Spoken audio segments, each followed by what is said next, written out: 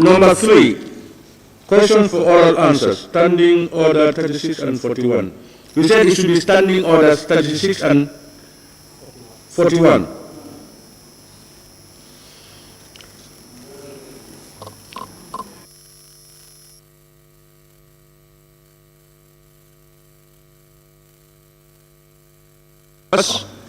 Anymore?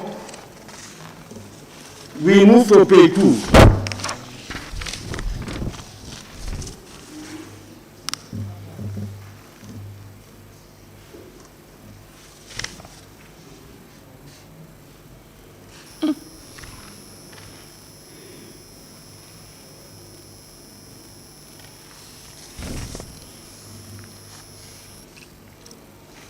No comments on page 2.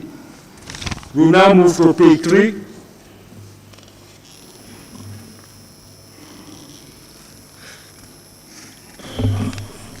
Honorable Speaker. Yes. Page 3. Honorable Omar Job Nyani. Honorable member for Nyani. Nyani. Yeah, I've seen my name under those absent with permission, and I was here yesterday. Those absent with permission, and I was here yesterday. Big number? 58. Number 58? Yes. Honorable Omar Job Nyani, he said he was present? Yes. And he said he was where? What happened?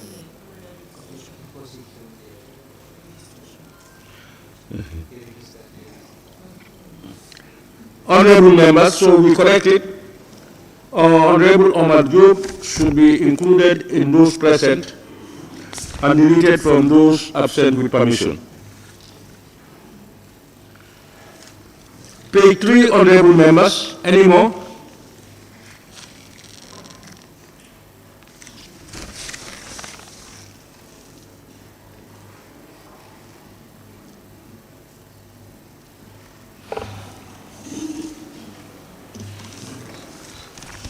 We now move to page 4, honorable members. Hello. Honorable Speaker, no, page 3, number 3, where you have question for oral answers. Standing, where you have standing order. Honorable member, Sandu? Yes. Okay. Yeah, where you have standing order, 36 and 41. Are you on page 3 or page 4? Page 3. We're going back to page 3. Yeah. Yes? S should be added to. Yes, okay. Okay. Okay. Yeah.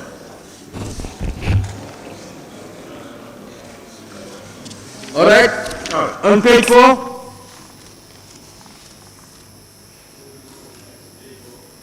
Yes, honorable member.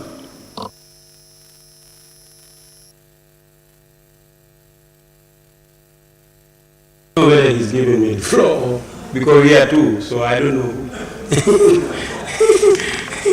Yes, thank you, Honorable Speaker. On page 4, where you have ministers for basic and secondary education under questions, you have number 3, question number 069, and question number 070 by the Honorable Member for Banjul South, and number 071 by the Honorable Member for Jokadu were not treated due to the absence of named Honorable Members. Honorable Member for Jokadu, was he absent? I'm not sure. If he is absent, I have not seen it on the list of absentees. He was here. Remember, I think what happened was, what they meant was you were not in the room at the time of the question when you were called. And as at that time, you were absent.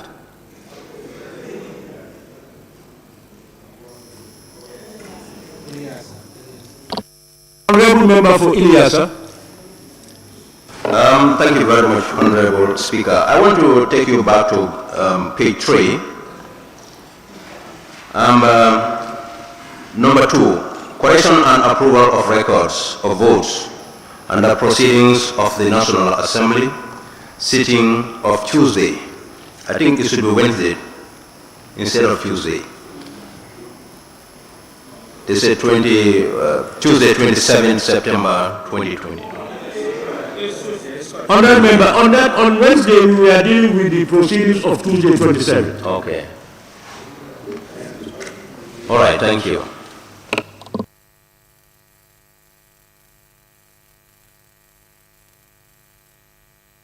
For Woolly East.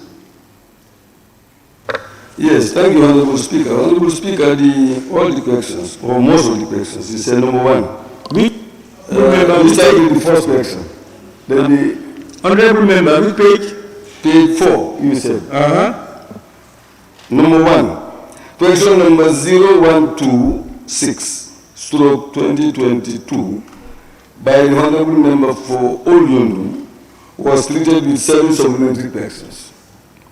So we suggest that was answered. Instead of was treated, we say was answered. That's explicit with 7 supplementary questions. So let's maintain answered, because that's not ambiguous, but treated can be something, and we can put that anywhere in all the other places, wherever it might. Thank you. Was answered with 7. No, I don't think that will make this thing. Was answered with 7. Was answered and followed by 7 complementary questions. Honorable Member? Yes, I think we need to, we just say with answered with 7 supplementary questions, that gives you a different meaning. And followed by, okay, let's note that down. Huh? I have something different. Honorable Member for Fonyi Bintang. Your mic. The questions were treated, some of the questions were not answered. You understand? So I believe it should be treated. Some of the questions were raised, but they were not answered. But we can also say they are treated, but they are not answered. So it's a different thing. I believe that treated is better than answered. Honorable Member, all questions asked were answered. Others were referred. Did the minister ever tell us that I am not answering that question? They will refer, like the question that was raised to Minister of Higher Education. He said this one is for basic and secondary education.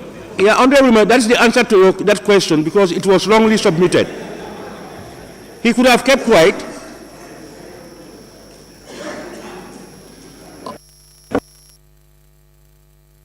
Observation, Chair. Honorable Speaker.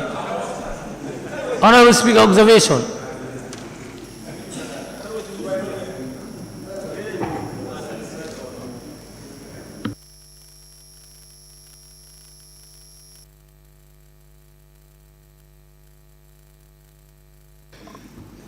Honorable Member for Woolly, what I was just being briefed by the table office is that this has been the tradition, was treated, probably to be followed by 7 supplementary questions. But the word treated is the standard. And what is your opinion? It is for us to determine and tell them what to put in. Treated is not the tradition. The tradition is answered. That's what we always put there. Take out the last one. It's with us. It's answered, which we always use, not treated.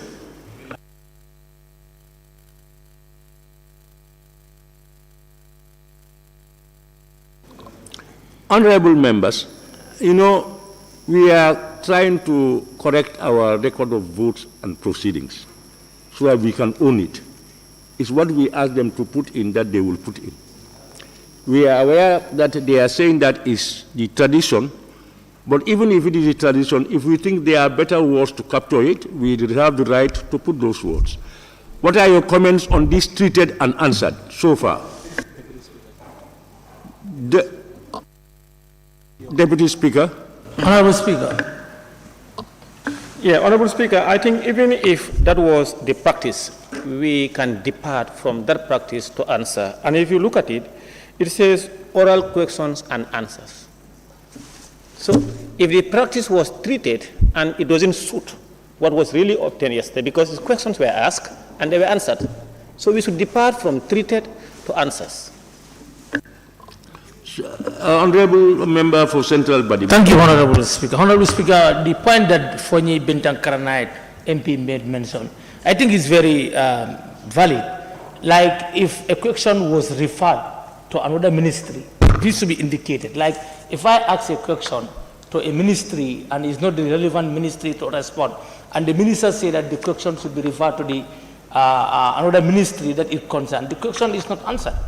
So, and I believe it needs to be reflected here if that happens. Yeah, thank you, Honorable Member. You know, let's not go into the gimmicks. You sent a question to the minister, and when the question number was called, the minister stood up and responded. Now, what we can say, you can note it down, that they can include and note it down, the particular question was sent to a wrong ministry and will refer to these things. But the answer was, when I called the answer, no minister told me I'm not answering the question.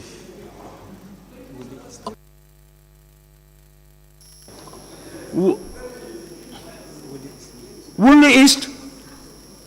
Thank you, Honorable Speaker. Honorable Speaker, what we are doing is that we are dealing with each question separately. We are not dealing with them in general. So if you see any adjustment that should be done in a particular question, you can raise it as we go. But the first one is answered, followed by supplementary questions. If number 20 is not answered, then when we come to that, you mention that. That's how it should go. Now, honorable members, now we have agreed I think we have agreed on the format. Instead of treated, answered, followed by this number of supplementary questions. Please note down.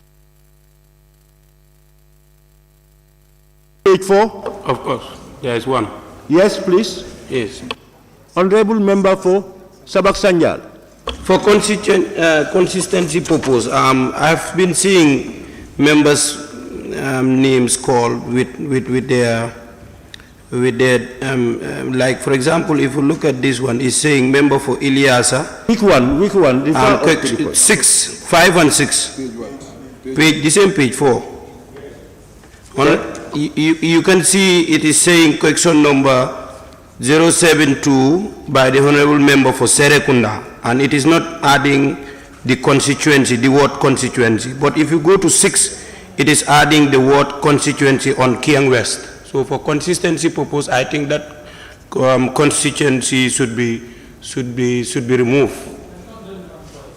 Of course, we are talking of consistency here. You cannot put Kiang West constituency and add you just stop at Ilyasa. If you mention Sabasanjal, you will add constituency there. Honorable member, I think you are right. Yes. We either use Serekunda constituency, Kiang West constituency, Ilyasa constituency, or remove the constituencies and use the names. He's talking about uniformity. And what is the best we can do? We add the constituency. But I think for us, when you say central Badibu, we understand it to mean consequence. When we are making reference to honorable members, we name you by your consequence. So I think Ilyasa is enough. Honorable member for Ilyasa, honorable member for Kiang West. Is that okay? Yeah, then we remove wherever there is consequence, we remove it and be consistent on that.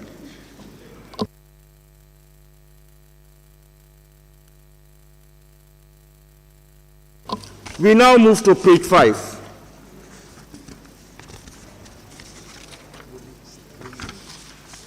Member for Woolly East.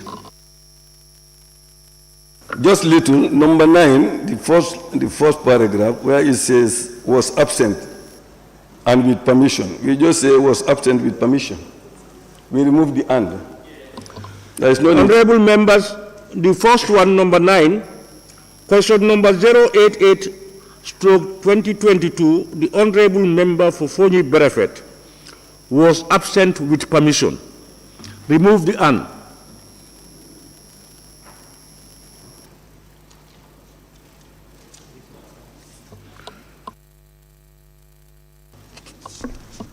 Honorable Speaker. Yes. Yeah, Honorable Speaker, I think for the interest of time, you look at number 10 up to number 15, all the questions. It reads, for example, number 10, question number 089 of 2022 by the Honorable Member for Jara Center was treated. Wherever you have treated, we delete it and to say was answered. Yes.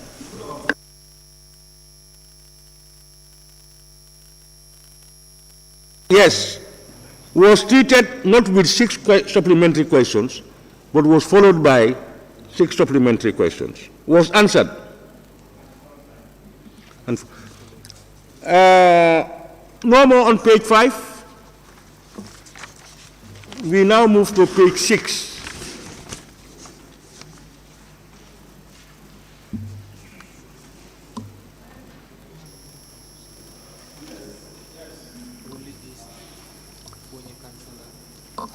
Honorable Member for Fonyi Kansala.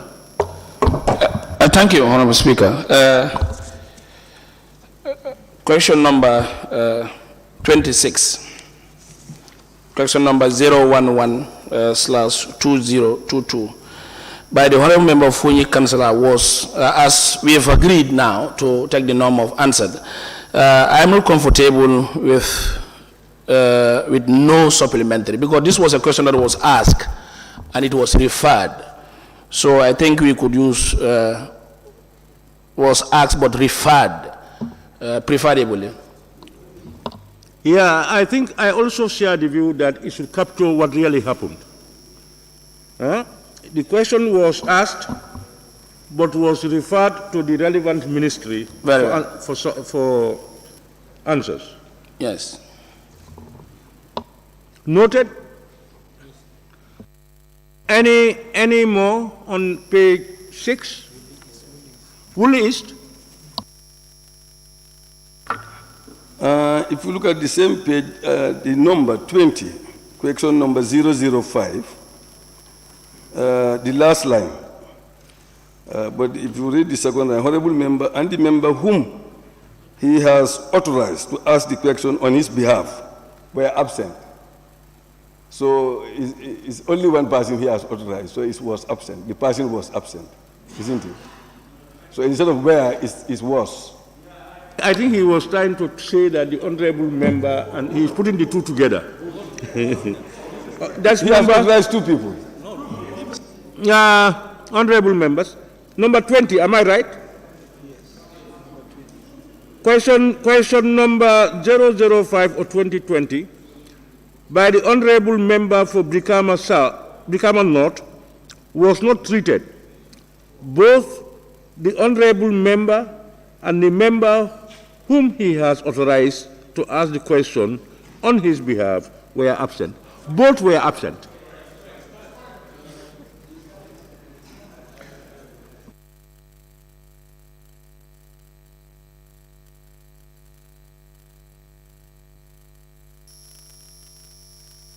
Honorable member, all those corrections will be made for all of them. I think you said it, and then Honorable Deputy Speaker also. So they have noted that down. All where it is treated, they will put answered and followed by whatever. Honorable members, question number 7, page 7 rather.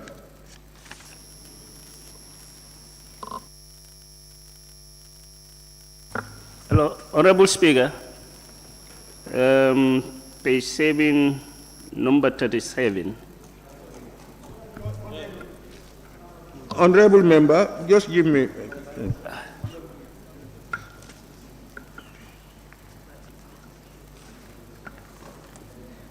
For Honorable member for Busumbala, can we hear you? yes, page 7, Honorable Speaker, number 37. For consistency purpose, I think the question has been referred to. 37. 37, yes. That is 022 by the honorable member for Busumbala was treated with no supplementary question. Yeah, just like the honorable member for Kansala. Am I right? Yes. Yeah, so that is noted.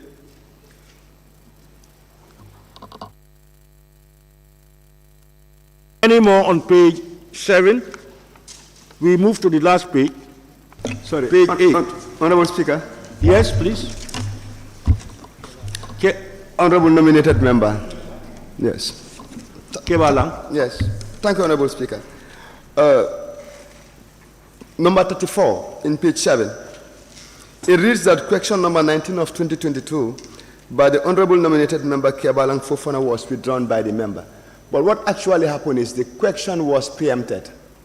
So based on that, I realized that it was answered and subsequently withdrawn. So I don't know whether we can capture that. Because I didn't withdraw it out of a vacuum. It was withdrawn for a reason. It was based on facts. It was preempted by Woodley East, to be specific.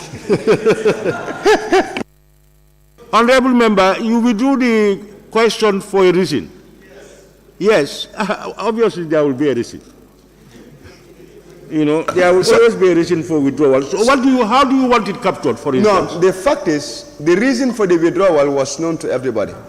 Because when we were at question number 18, during the minister's answers, there was a supplementary question from Woodley East, which preempted the answer for question number 19. So as such, I didn't want to waste the time of the assembly. I said, let me withdraw. Honorable member, what is your suggestion? How do we capture My that? suggestion is for us to capture the facts as they happen, because somebody might read it and say he withdraw it. Why? It's not withdraw. The answer was preempted. Honorable member, honorable nominated member, can you please formulate a sentence that you think will capture what has happened? Okay, I would allow Upper Salum to come in. Thank you. Honorable Speaker. Honorable member for Upper Salum. Yes, thank you, Honorable Speaker. I can understand what the member is saying. In actual fact, the question was withdrawn. But at the time, the Hansard unit, when they print their reports on what transpired, it's going to be clearly shown that you withdrew because of A, B, and C. So the way it is right now, I think it's okay. But when the Hansard report comes out, it's going to show that why it was withdrawn, because whatever you said will be captured in that report. Central Badibu. Honorable Speaker, this is a very simple issue. Withdrawn is withdrawn. You know, once you withdraw, the reason is known to you. So that one need to be whether it should be captured by Hansard or not. Kebala, I'm very sorry. Honorable. I beg to differ.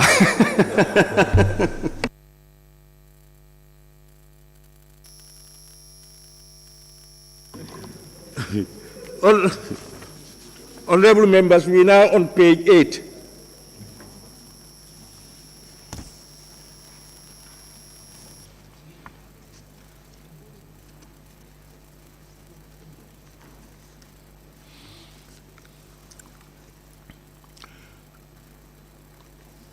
That brings us to the end, honorable members.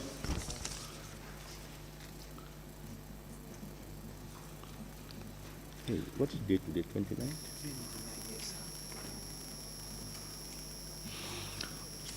Honorable members, it has been moved and seconded that the record of votes and proceedings of the National Assembly sitting of Wednesday, 28 September 2022 be approved with amendments.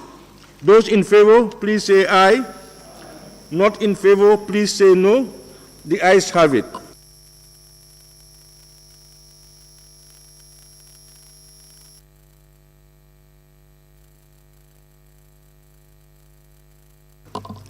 Honorable members, yes, honorable member Woolly East.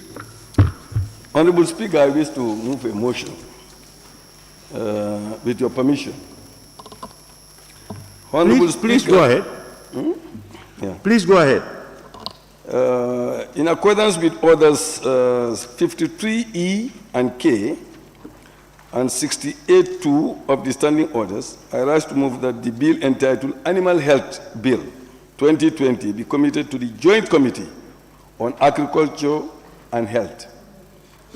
Thank you. Thank you very much, honorable member for Woolly. Any seconder, honorable members? Member for Fonyi Bintang. Thank you. Seconded the motion. Thank you. Honorable members, it has been moved and seconded that the bill entitled Animal Health Bill 2020 be committed to the Joint Committee on Agriculture and Rural Development and Health. Those in favor, please say aye. Not in favor, please say no. The ayes have it. Motion. The said bill is therefore hereby committed to the Joint Committee of Agriculture and Rural Development and Health. Motion. Member for Central Badibu, may we hear you? Honorable Speaker, in accordance with Order 53K, EK, and 68.2 of the Standing Orders, I rise to move that the bill entitled the Gambia Public Buildings and Facilities Authority Bill 2022 be committed to the Select Committee on Monitoring of Government Projects. Honorable members, any seconder to that motion? Honorable member for Lower Salum. Thank you, Honorable Speaker. I rise to second the motion. Honorable members, it has been moved and seconded that the bill entitled the Gambia Public Buildings and Facilities Authority Bill 2022 be committed to the Select Committee on Monitoring of Government Projects. Those in favor, please say aye. Not in favor, please say no. The ayes have it. The bill is hereby committed to the said committee for scrutiny and report back. Clerk. Motion, Honorable Speaker. Yeah, sorry. Honorable member for Upper Salum. Thank you, Honorable Speaker. I'm rising on the Order 53K for a motion to present a resolution that was derived from the recommendations of the FPAC report that was submitted this plenary a few days ago. So I rise to present the resolution with your permission on the Order 53. Please go ahead. Thank you very much, Honorable Speaker. A resolution of the National Assembly. Whereas the National Assembly considered the recommendations of the Consolidated Report of the Finance and Public Accounts Committee, FPAC, for the period 2016 to 2019 on the government and its various agencies' audited accounts. Recognizing the good work of the Finance and the Public Accounts Committee of the immediately preceding legislature, that is the 5th legislature, and the Auditor General, applauding the Finance and Public Accounts Committee of the current legislature, that is the 6th legislature, in carrying over unfinished business of the previous committee. Cognizant of the provisions of the 1997 Constitution of the Gambia, the Public Finance Act of 2014, and the Finance Regulation of 2016, now therefore resolved. 1, that all outstanding interest be retired by October 31st, 2022. Number 2, that all unreconciled government transactions indicated in the audited accounts be reconciled by the Accountant General before the end of the financial year 2022 and a report sent to the FPAC. Number 3, that the government, through the Ministry of Finance and Economic Affairs, endeavors to table before the Assembly a revised public finance bill and a revision of the Financial Regulation 2016 before the end of the financial year 2022. Number 4, that the Auditor General consider invoking his power under Section 160, subsection 5 of the Constitution, where discrepancies of a criminal or fraudulent nature are discovered during any audit. Number 5, that the Auditor General report to the National Assembly and to the Inspector General of Police all cases of potential fraudulent activities within 30 days of detecting them. Number 6, that the Auditor General and the Accountant General provide to the National Assembly a list of all people that have been found to commit fraudulent activities in all sectors and give the latest update on their prosecution or repayments. Number 7, that the Accountant General resolve all prior year closing balances and current year opening balances of the government with respect to loans and grants be consolidated before the end of this financial year. Number 8, that the Ministry of Finance and Economic Affairs must be part of any grant negotiations and be the recipient of all grants for and on behalf of the government. Number 9, that all government projects shall use the IFMIS system for all the accounting processes by the end of this financial year 2022. Number 10, that any existing revenue collections by third parties shall be handed over to the Accountant General within 90 days. Number 11, that the Auditor General commission an audit of all state-owned enterprises by the end of financial year 2022 and reports submitted to the FPAC, dated 29th day of September 2022.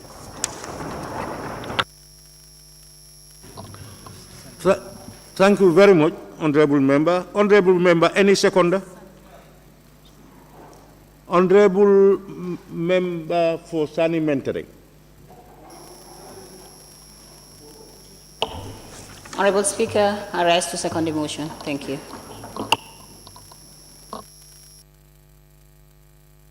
Yes, Honorable Member Woolley. Just clarification before we move on. Number 8, the second page. Why you said that the Ministry of Finance, is it the Ministry of Finance or is the Minister of Finance? Which one do you want to adopt? The Ministry. The Ministry of Finance and Economy must be part of any grant negotiation, not the Minister. Okay, all right.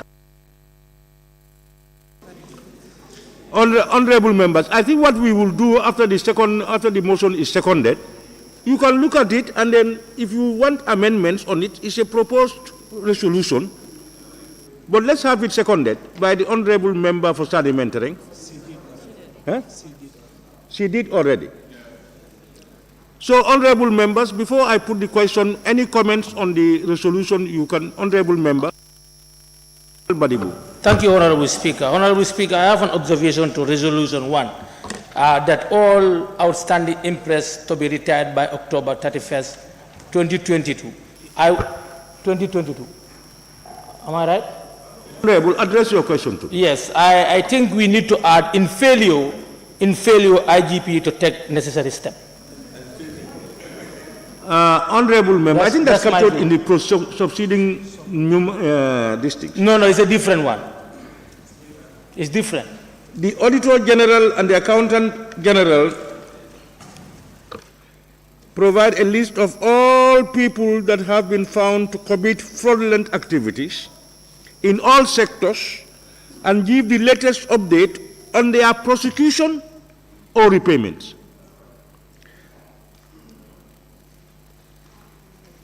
And that the Auditor General report to the National Assembly and to the Inspector General of Police all cases of a criminal or fraudulent nature are discovered, where is it? 5. Fraudulent activities within 30 days of detecting them. So I think it is captured. And I think if you remember the debate yesterday, members were talking about the list of those defaulters, those who had the impress. And I think it has been circulated to members. We must thank the PAC for providing us that list. Any? Yes, member for Woolly East.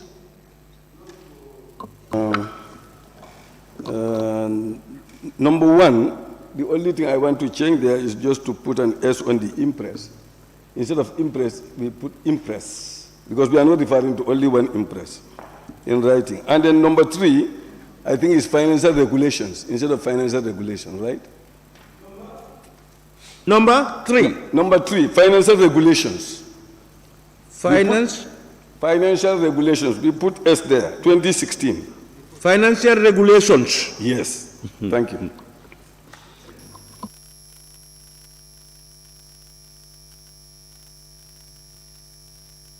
Yeah, honorable nominated member Kewalang Fofana.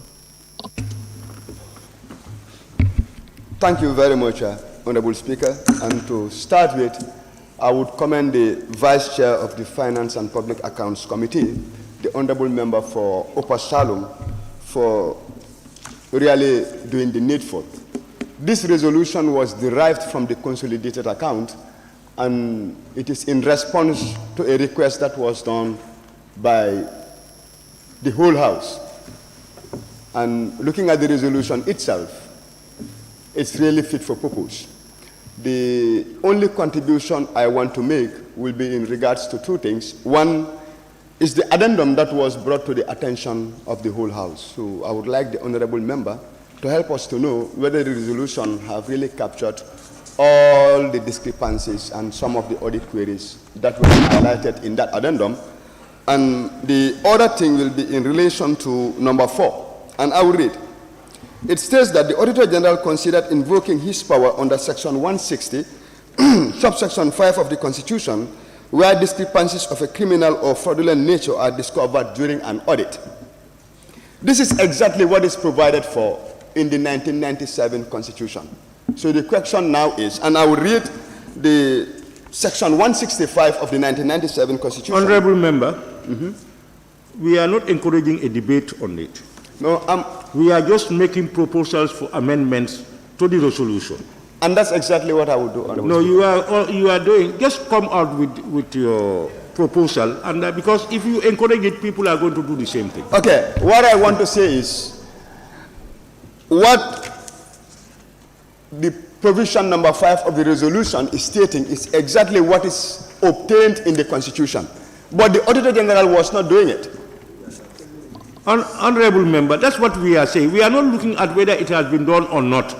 What we are looking at is the proposal from you people, and you are now saying that the Auditor General should be doing A, B, and C. Honorable Speaker, if you have an objection to that, you can say, no, he should not be doing that or should be doing this other one. Thank you, Honorable Speaker. My point is, the Constitution is supreme. If at all the Auditor General was not operating under the dictates of the Constitution, what guarantee do we have that he would do it without punitive measures? I'm saying we should go the extra mile. Honorable Member, please. We are not looking into the activities of the Auditor General prior to today. We have done that. You can bring that in another debate. Now there is a resolution before you. That resolution, if you are in agreement, we leave it as it is. Or you propose amendments to it.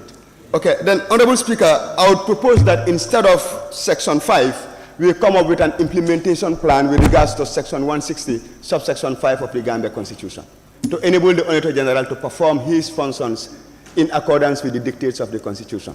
Thank you. Honorable Member, I think your fears are guaranteed. Anything in the Constitution supersedes every other thing. Whatever we may come by here, the Constitution writes higher than us. All what we need to do is to enforce that the Constitution, what the Constitution requires is done. And those are some of your responsibilities. So what we are now saying is, whether he has been doing it or not, Parliament is now requesting him to do this particular one. If he does not do it, you know what you should do. Member for Upper Salum. Thank you, Honorable Speaker. I understand what the member is saying, but we must also be very careful for the mere fact that in the same section that he's quoting on number 7 is saying, in the exercise of his functions under this Constitution or any other law, the Auditor General shall not be subject to the direction or control of any other person or authority. And that's why we are very careful and put it the way we put it, because he's not under the control of the Parliament or the Executive. That's why we put it the way we put it. Yeah. Well, Honorable Member, yes, that's true, but in violation of his own mandate, he will be subject to something. Honorable Member for? Honorable Member Lower Salum. Yes, Honorable Speaker, I also try to go for on the resolution 5, where if the IG fails to do so, maybe the committee also can take further section by the Constitution of Section 109, subsection 2, and again the resolution also to be connected to the office of the Vice President, but because of he is there to represent government's business in the Parliament, and the Attorney General also to work hand in close to see that these resolutions are. Honorable Member, I'm not getting you. Can you say it again? Yeah, what I'm saying here is, if the IG is failed to do so on the resolutions here, now I'll also bring back to the member for Upper Salum also to act on Section 109, subsection 2 of the Constitution. Regarding the Vice President also is how to call it governed by how to call it the government business in the Parliament, to be sent the resolutions to act on in a door close of the Attorney General, the Minister of Attorney General, to also to be in a connection to see that these resolutions are being worked out close door with the office of the Vice President. Thank you. Honorable members, we are preparing our own resolutions. And let's not preempt it. We cannot say whether somebody is not going to do it or is not going to do it. If somebody does not do it, there are guidelines that Parliament has, there are powers that Parliament has that would ensure that will be followed. So, but we will not be anticipating that people would not do it. So the essence here actually is the honorable member who presented the resolution, Upper Salum, was informed by your debate and your request. And he prepared this on your behalf. Are we satisfied with it? Are there others that we should delete? Are there some that you think we should put in? Is where we are now, not to debate. Observation. If you are satisfied, then I'll put the question. If you are not satisfied, you want additions or deletions, let's have those ones. I don't want people to go beyond that. Yes, who was honorable member for? Observation. Joshua, is it Joshua? Yes.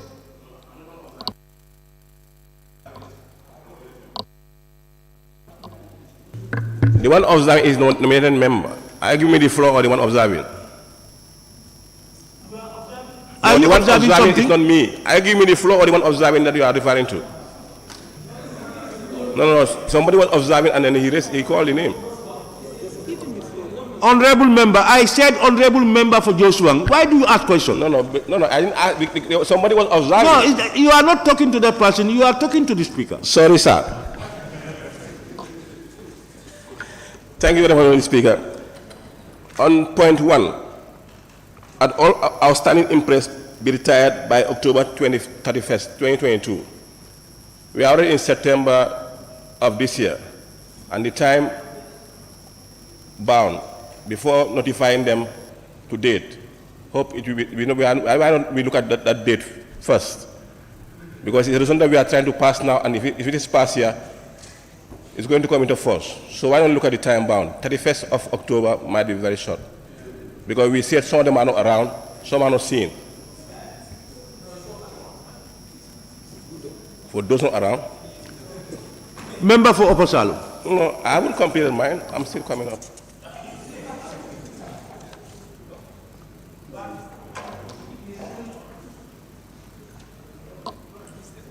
Member for Joshua, are you ready? No. Go ahead. On number 9, that on all government projects, are we only stopping on government projects, only on government projects because the IFMI system? Because most of these municipalities are also on government projects. Are they using them, or if at all? No, some of them are not using them. No, they are not independent. They are also answerable to us. They are answerable to us. Some of these municipalities are answerable to us. Honorable member, you put your this thing. Don't argue. Sorry. Put your suggestion. So my suggestion is we include the municipalities there.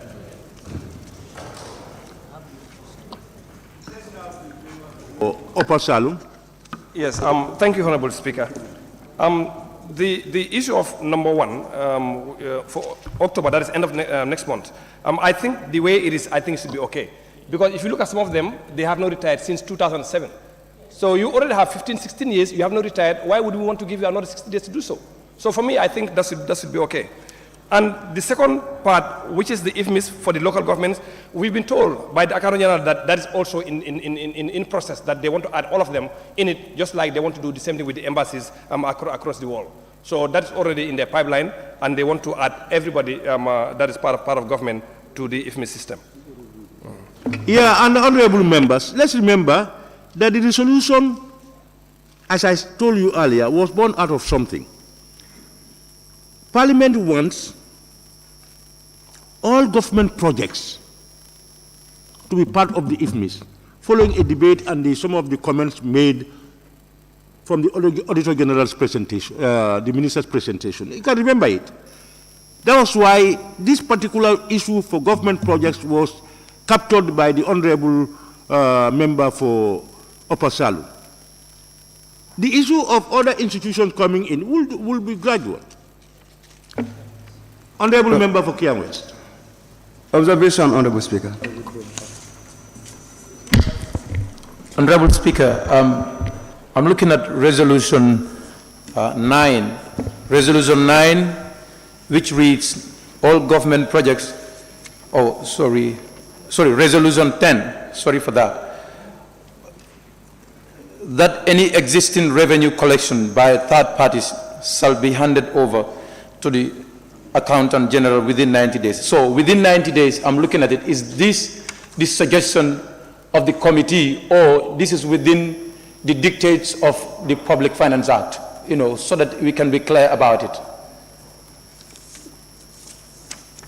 And the last one is the list of names under the impressed, and in correspondence we have the amount of monies in dollars. Is this the updated version, or some of these impressed were retired? Thank you very much. Honorable Member for Upper Salum. Yes, thank you, Honorable Speaker. The 90 days is a suggestion from us, because we are aware, based on the Public Finance Act 2014, that the authority to collect government revenue rests in the hands of the Accountant General. So right now we are also aware that there are third parties doing the collections, which we believe that is not correct. So we want to give them 90 days because we do not know what kind of contractual agreements they have with those third parties. And just to ensure that there are no litigational issues as long as those things are concerned. And that's why we say 90 days. Because most contracts, you will say, if you want to breach, you inform the other party 30 to 60 days or 90 days. So that's why we make a suggestion for 90 days.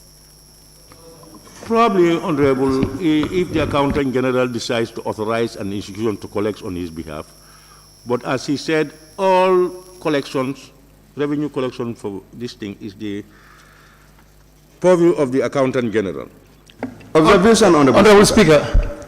Kia West. Who? Kia West. Kia West, yes, go ahead.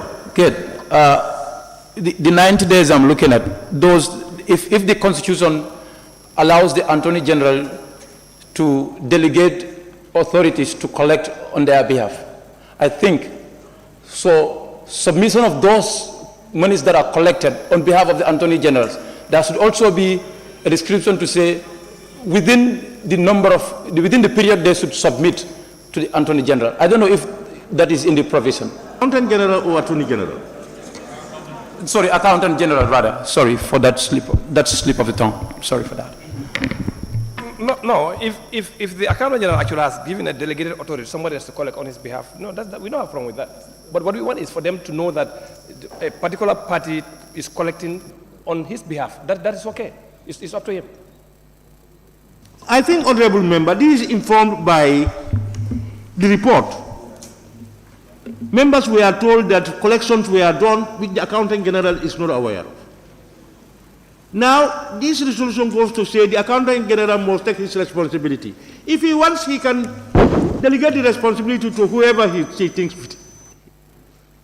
I think that's the purpose of this clause. Nominated member. Honorable nominated member, Keba Lang, Kamara. Thank you, Honorable Speaker. My questions were in two folds. One was with regards to Section 165 of the Gambia Constitution, and the other one was with regards to the addendum. So the question is, because the resolution was supposed to take care of the current audit findings and the prior periods as well. So the question is whether the resolution here have taken care of those prior period audit findings as well, so that we can. The resolution has taken care of the prior period audit findings. That's what I'm asking the member for Upper Salum.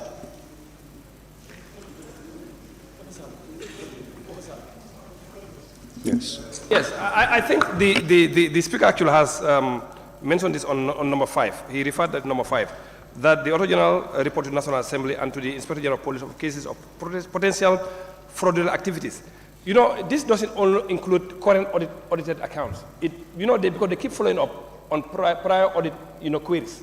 So when they keep following up, if the thing still persists or insists, then they have the right to do so. So this is not only looking at current ones, but they're also looking at the following ups that they're doing with the previous years. Honorable members, we're making our own resolution almost a debatable issue. And I honestly believe that the honorable member for Upper Salem has done a wonderful job to present this resolution. Yes, honorable member, I have seen your... Thank you so much, Honorable Speaker. I just looking at Resolution 8, that the Minister of Finance and Economic Affairs must be part of the government grant negotiation and to be the recipient of all grants for and on behalf of the government. And I wanted to qualify it so that they can also report to the Parliament so that the committees can also monitor the implementation. Reporting to the Parliament, if that can be added.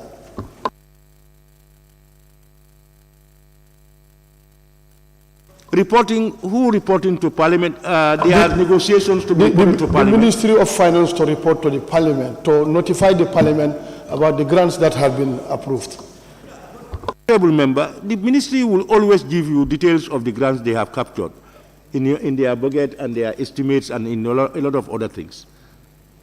All that will always be presented. Sometimes this is also done after the budget session. Every grant that is negotiated, they will come and tell Parliament. That may be too tedious. No, I think once approved. Get this. There are provisions where Parliament should be informed at specific times of the government's revenue and everything. Parliament still deserves the right.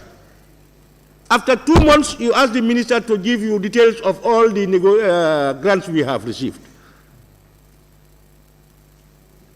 I think these things are well captured.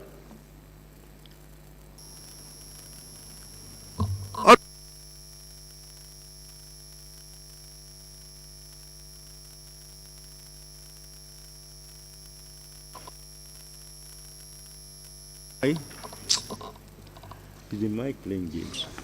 To reject, or let me put the question. Sabak Sanjal, I think your Sabak Sanjal's, yes? I just have an observation because looking at number 1, that all outstanding interest be retired by October 31st or 22. Honorable Speaker, this is very important. Before we go on rejecting or accepting, I think we need to look at it thoroughly.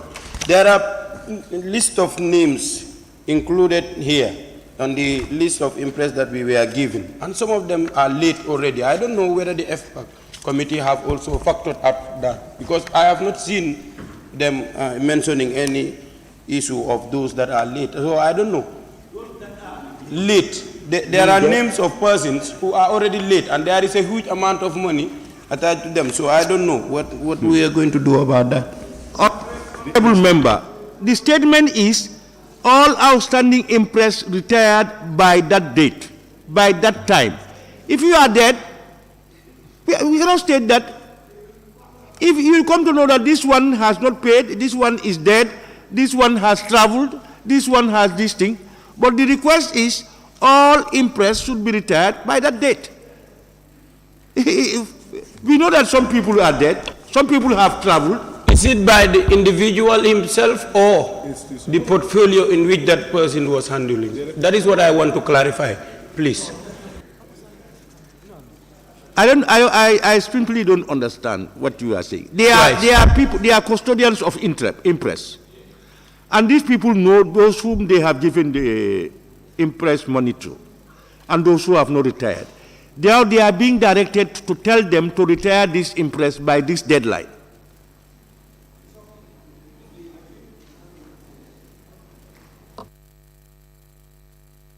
Honorable members, if we are going to continue, I think we can put aside this thing and await another time to look at it whilst we look at the corrections and debate over it.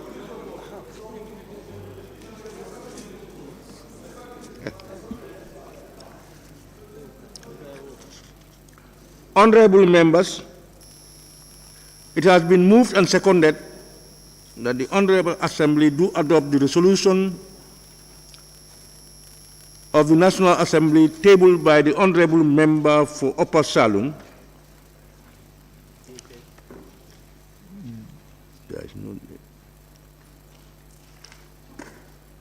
Those in favor, please say aye.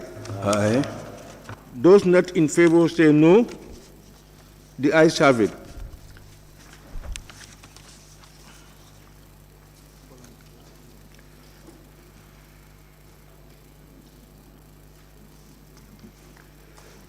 Today is 29th.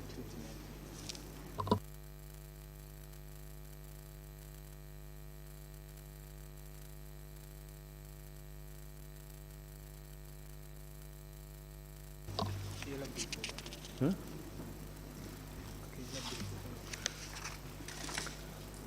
Clerk, can we continue now? Can we proceed? Motion on the adjournment debate. Be it resolved that this August Assembly do stand adjourned, signed, die by the Honorable Deputy Majority Leader and Member for All Yindom. Honorable members, in accordance with provisions of Standing Order 54-1, I will now allow the Honorable Deputy Majority Leader and Member for All Yindum to move the motion for the Assembly to adjourn, sign, die. Before doing so, honorable members, I wish to draw the attention of the Assembly to Order 54.3 of the Standing Orders that no honorable member shall speak for more than 15 minutes during the debate, except that the Speaker may, at his or her discretion, allow the mover of the motion extra time for his or her reply. May I now invite the Honorable Deputy Majority Leader and Member for All Yindum to move the motion for the Assembly to adjourn, sign, die. Honorable Member. Thank you so much, Honorable Speaker. Honorable Speaker, in accordance with Standing Order 54, subsection 1, I beg to move that this August Assembly do stand adjourned, sign, and die. Honorable Speaker, in moving this motion, I would like to give this Assembly a summary of what transpired during the third ordinary session for the period 12th of September to today, 29th of September 2022. Honorable Speaker, during the course of our deliberations, we considered and adopted records of votes and proceedings of the daily sittings of the National Assembly.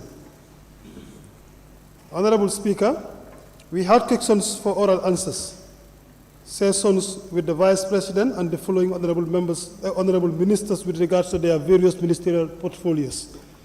His Excellency the Vice President of the Republic of the Gambia, Honorable Minister for Agriculture, Honorable Minister for Interior, Honorable Minister for Transport, Works and Infrastructure, Honorable Attorney General and Minister for Justice, Honorable Minister for Local Government and Lands, Regional Government and Lands, Honorable Minister for Defense, Honorable Minister for Youth and Sports, Minister for Higher Education, Research, Science and Technology, Minister for Public Service, Administrative Reform, Policy Coordination and Delivery, Minister for Basic and Secondary Education, Minister for Health, Minister for Finance and Economic Affairs. Honorable Speaker, the following reports of our undermentioned parliamentary committees or delegations were considered and adopted. 1. Auditor General's report on the financial statement of the Gambia for the year ended 31st December 2019 by Honorable Minister for Finance and Economic Affairs, tabled on his behalf by the Honorable Minister for Public Service. Number 2, consolidated report of the Finance and Public Accounts Committee, FPAC, for the period 2019-2021 by the Honorable Chairperson of the committee, tabled on his behalf by the Vice Chairperson of the committee.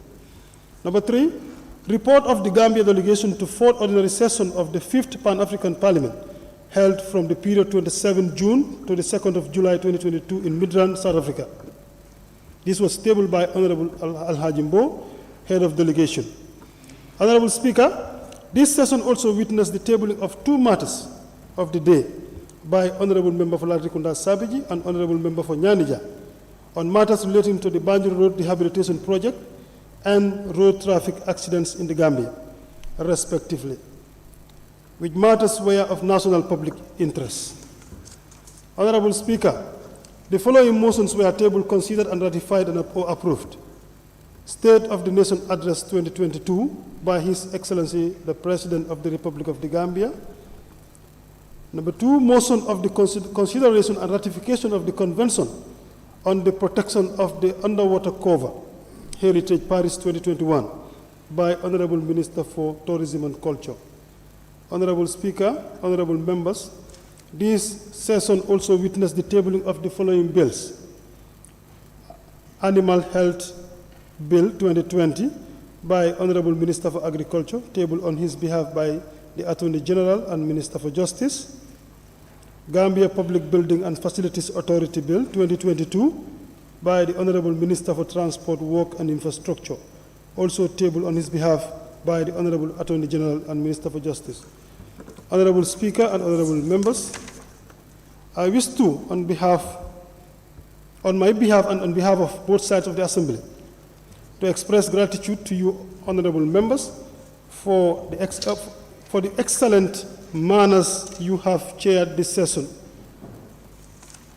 And equally, honorable members, the dedication, commitment, professionalism toward national duty. I have no doubt with this trend, the 6th legislature is on track to further shaping our young democracy in a strong footing, and indeed the governance mechanism of our beloved country. Honorable Speaker, honorable members, thank you, and Honorable Speaker, I beg to move. Thank you. Thank you, Honorable Member, Deputy Majority Leader and Member for All Yundum. Any seconder, honorable members? Honorable Member for Upper Salum. Thank you very much, Honorable Speaker. I rise to second the motion that is brought to us today by the member for Olyundum, my own MP, and the Deputy Majority Leader. And I would also intend to speak on the motion itself, Honorable Speaker.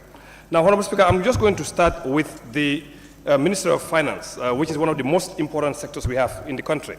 And again, I know the members of Parliament here, the previous members and the current members, are aware of the issues raised by the previous Minister of Finance about the need to do domestic resource mobilization. And I think the same sentiment has also been echoed by the current Minister of Finance and Economic Affairs. And I think this is something really we really need to look from within to be able to do our own developmental aspirations. Honorable Speaker, I think in terms of domestic resource mobilization, I strongly believe there is a need for us to review our own policies that we have in this country.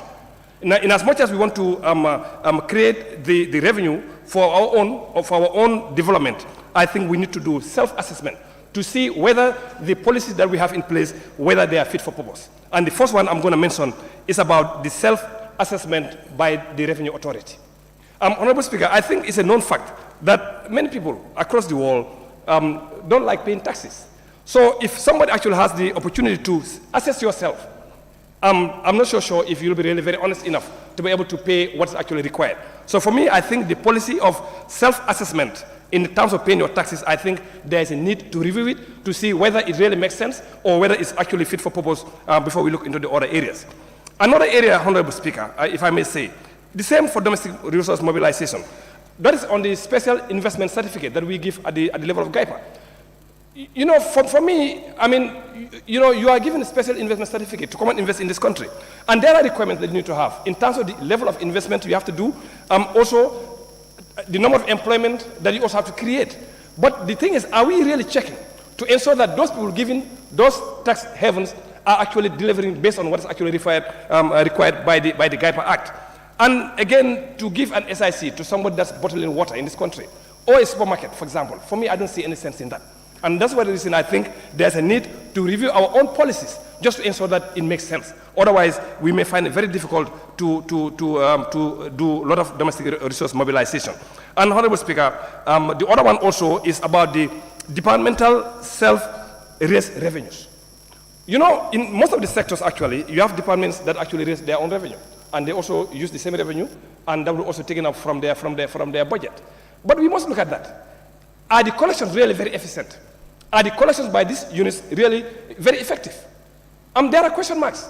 So why not the Minister of Finance take a look at that policy to ensure that revenue collection are actually centralized so that they'll be able to put in place a lot of strategies to reduce the leakages of those collections. So for me, I think, Honorable Speaker, in terms of domestic resource mobilization, I think the key here is to assess ourselves whether the policy we have in place are really fit for purpose. Honorable Speaker, to move right along also is the issue of the state-owned enterprises. I mean, most of them actually are created to be able to generate revenue for the government and pay dividend to the government. But what is actually happening? Most of them actually are not paying dividend. Does it really make sense to keep them? And here I told the former Minister of Finance here that, sometimes you need to, do the needful. It's going to be very painful. And he knows exactly what is needed to be done with the state-owned enterprise. And the current minister also knows the same thing. There are some that doesn't make sense to keep them. Either the government try to find a way of privatizing them, withholding or holding maybe a majority share, and we move on. And yet still, the management of those institutions must be left in the hands of the private sector, because government is not a good business person. Example, GAMTEL. Example, GGC. Example, GRTS. Now, Honorable Speaker, if you walk into the studios of GRTS, even though I know they do sometimes social services, I understand that. But we must put them on a path on self-sustainability. If GRTS is actually properly resourced, now you walk into the offices or the studios of GRTS, you think you are in a how would I call it again, in a car maintenance garage. You have broken equipment all over the place, and you are talking about the national broadcaster. What can we do as a nation to help them? To ensure that we put them on a path of self-sustainability. Because you see, these subsidies we are giving to these institutions is not going to go forever. And I'm sure the government, the Minister of Finance actually has started to feel the pain. Subsidies, you subsidize, yes, and yet still you give also those institutions that you give them money and you don't expect them to make returns. I think there's a need to critically look at, especially the state-owned enterprises, particularly GRTs, to see how best we can help them, to give them the right equipment they need, to ensure that we give them the right employees they need to be able to do marketing, to be able to provide service to the nation at a cost. We cannot continue to give them free of charge and expect them to deliver. That's not going to happen. So we must put them on a path of self-sustainability, and the same thing applies to the Gambia Ground Corporation. They have a new name, I cannot remember, but I think they also need to do that. But, I mean, the last time here, we were paying for loans because government was a guarantor of GGC. Government was a guarantor of NAWEC, and they cannot pay. And they come to Parliament, we give them money for them to go and pay. Now, we need to put them on a path of self-sustainability, because otherwise this thing cannot continue. We cannot keep giving them 300 million, 400 million, 1 billion every year, in and out, and then we say we need more money to be able to develop our nation. I don't think, Honorable Speaker, that's going to happen. Now, Honorable Speaker, that also moves me right along into the Ministry of Tourism and Culture. I think this is the first time I will stand in this Parliament to speak something about the Ministry of Tourism and Culture, simply because I was concentrating on the other sectors that directly affect my own people and to a greater extent the Gambian population. Honorable Speaker, I think when we're talking about the domestic resource mobilization, I think the Ministry of Tourism, as well as the Gambia Tourism Authority, they have a big part to play in this thing. We are trying to sell Destination Gambia, where tourists will come into the Gambia and spend money, but if you are coming to the Gambia right now, what is actually bringing you to the Gambia here? What exactly is it? Is it just the smiling coast? Is it just because people are friendly? What exactly is it are you coming to the Gambia to do as a tourist, or to visit as a tourist? What exactly is it? So that tells me there's something we need to do as a country. And the Minister of Tourism and the Gambia Tourism Authority have a great responsibility to ensure that we create avenues where people can actually come and visit. And that takes me to the Kiang West National Park. I think the former member has mentioned this quite often. Honorable Speaker, we have this park that is almost 11,500 hectares. It has like 3 bolongs or creeks, if I may say. And this could be a very good place where government can actually make money. But we must invest in it to be able to generate revenue, to be able to generate employment not only for the Kiankas, but even for the Badibunkas. But what exactly are we doing? We cannot leave this park to lie down like that. And then when tourists come here, the tour operator will take them to Senegal, Nyokolokoba, the Fatala Park, etc. And they come to destination was Gambia, but we take them from here and then take them somewhere else to go and visit those parks. Why can't we develop our own park here? I mean, sometimes, for me, I think is, and like I say, sometimes you got to run the country like a business. You invest and be able to get something else. And again, I think for me, the Kiang West National Park, I think if we are able to invest in it, in terms of animals, in terms of lodges, etc., it can be attract not only international tourists, but even domestic tourism can also be attracted. So we need to do better in that particular area. And I urge the Minister of Tourism and the Gambia Tourism Authority to be able to do that. And again, you know, you have these tour operators. Once they know, in fact, if you know, this weekend I was there with Honorable Cham and, you know, and they were telling you things that we can do as a country to move this tourism sector forward. They told us clearly. And I was really surprised because we were there on this attire thing, you know, and they were telling you really what we can do to help the tourism sector. And I think this Kiang West National Park is one that we really need to look at to be able to invest in it, either by the government or we look for PPP. Public-private, you know, partnership we can do. But for me, I think let's government look at it themselves and let's have strategies and then see what can we do to be able to make sure that it can create employment not only for the residents of Kiang, but for the rest of the Gambia. Honorable Speaker, the last intervention I'm going to make on this is about health. In 2019, Honorable Speaker, and about 2020, I think I did mention about this. There's a killer in this country that people are not talking about. That is non-communicable diseases. It is killing, and we are quiet about it. It is no longer about HIV/AIDS. It is no longer about tuberculosis.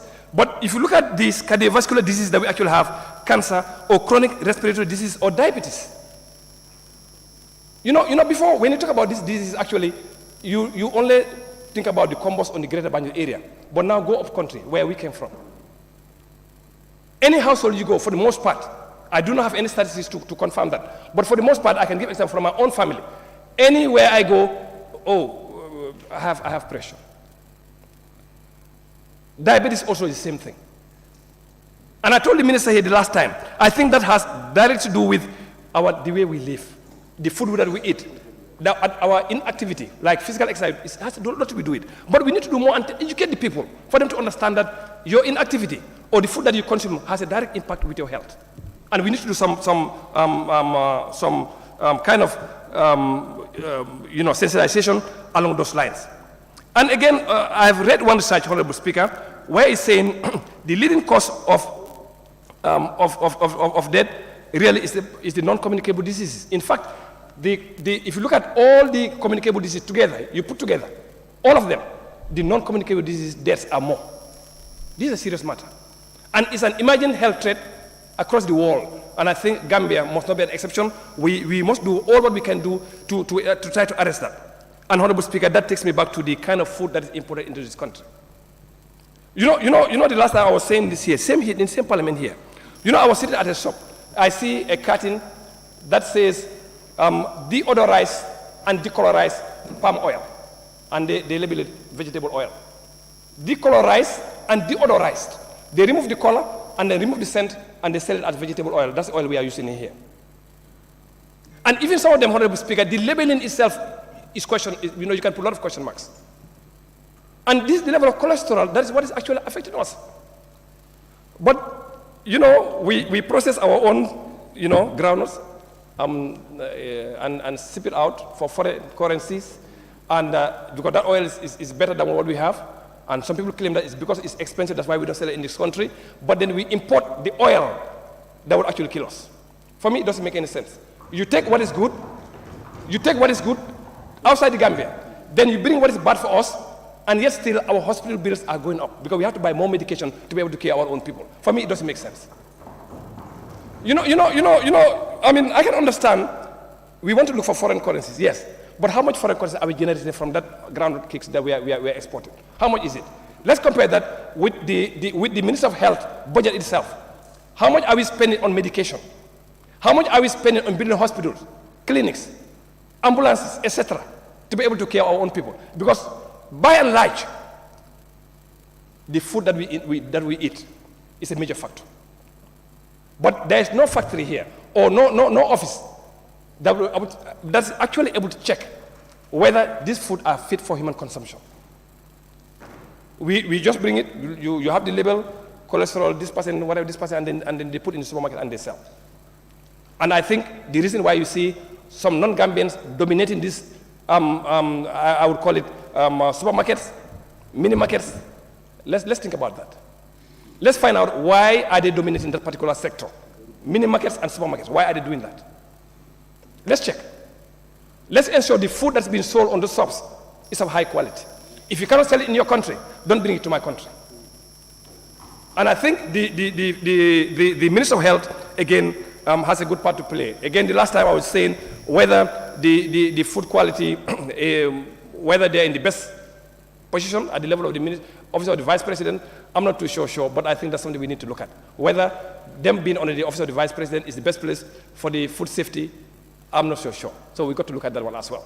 Because if you talk about food safety, which has a direct correlation with our health, I think that's something we really need to see. Whether they can be under the Minister of Health, I'm not so sure, but I think we've got to look at that. And Honorable Speaker, I thank you very much, and I respect.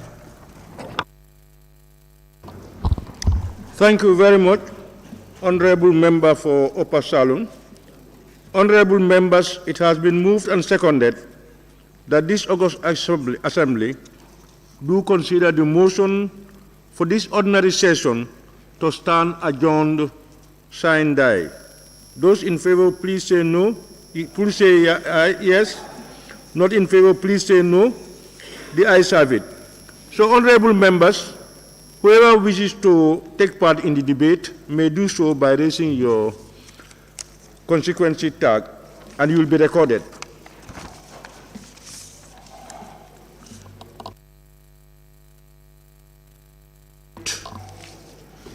The honorable member for Kiang East.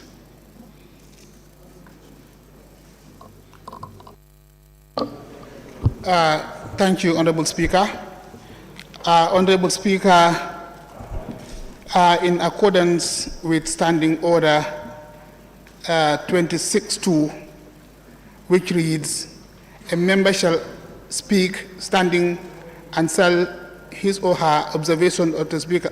A member shall speak standing and shall address his or her observation to the speaker or chairperson. Subject to the approval of the speaker or chairperson, a member unable to stand conveniently by reason of sickness or infirmity may be permitted to speak while standing. Honorable Speaker, I would like to seek your permission to... Granted. Thank you.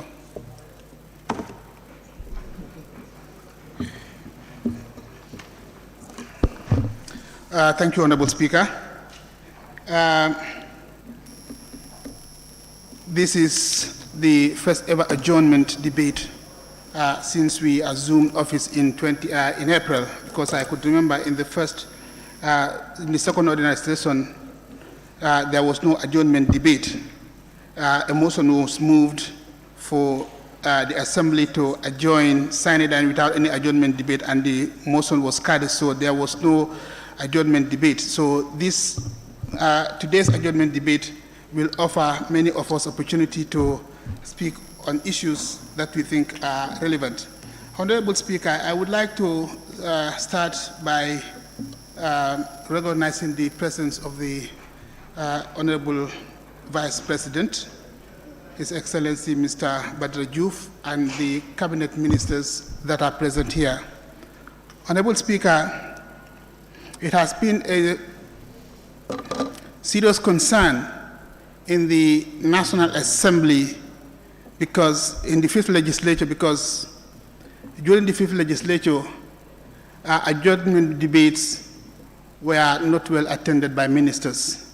But today, I think I'm beginning to have the impression that the cabinet ministers are now beginning to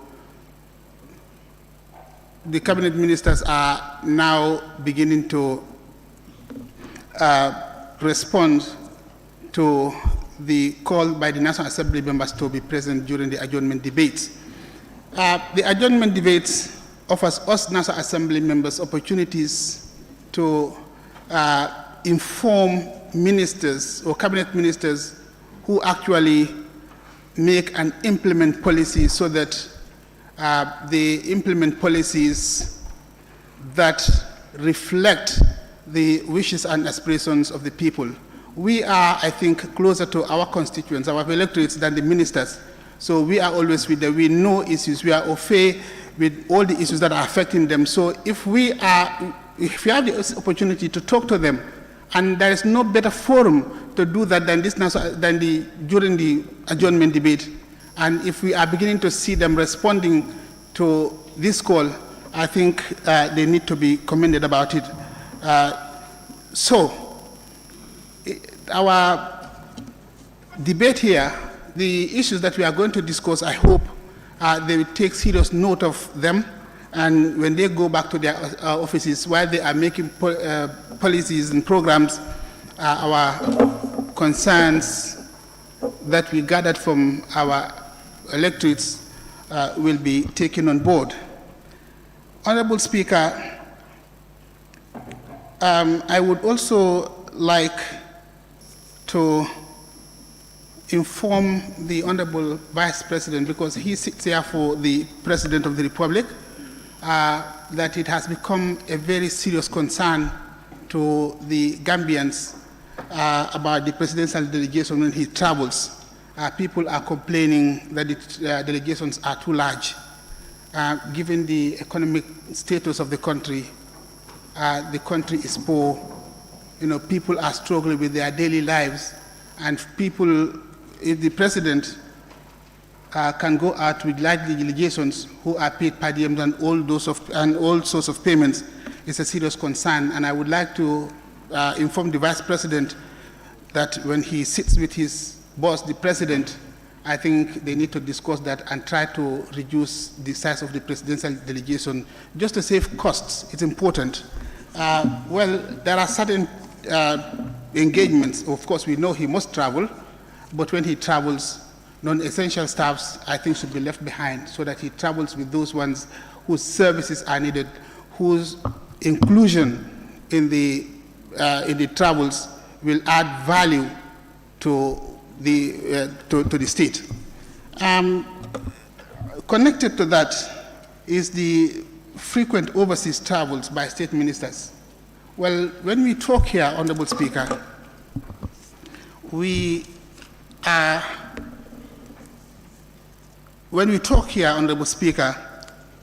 do not talk on our own. We don't talk because just we want to talk, because we only talk to relay the information that is circulating in the society. And when we talk, this is why it is important for the state or for cabinet ministers to listen very carefully to us. Well, while we cannot stop ministers from traveling, because usually when they go out, they always come back with something. But sometimes you begin to wonder the frequency of the travels of some of the ministers. Sometimes you begin to wonder whether indeed they are doing it for the interest of the country or whether they are doing it for their personal gains, because there has been in the social media and everywhere, not just in the social media, in society, you know, people are blaming them for per diem hunting, which is not a good sign actually. Yes, while they must travel, their travel must be essential. They need to reduce the frequency of their travels, and two, they also need to report to Parliament.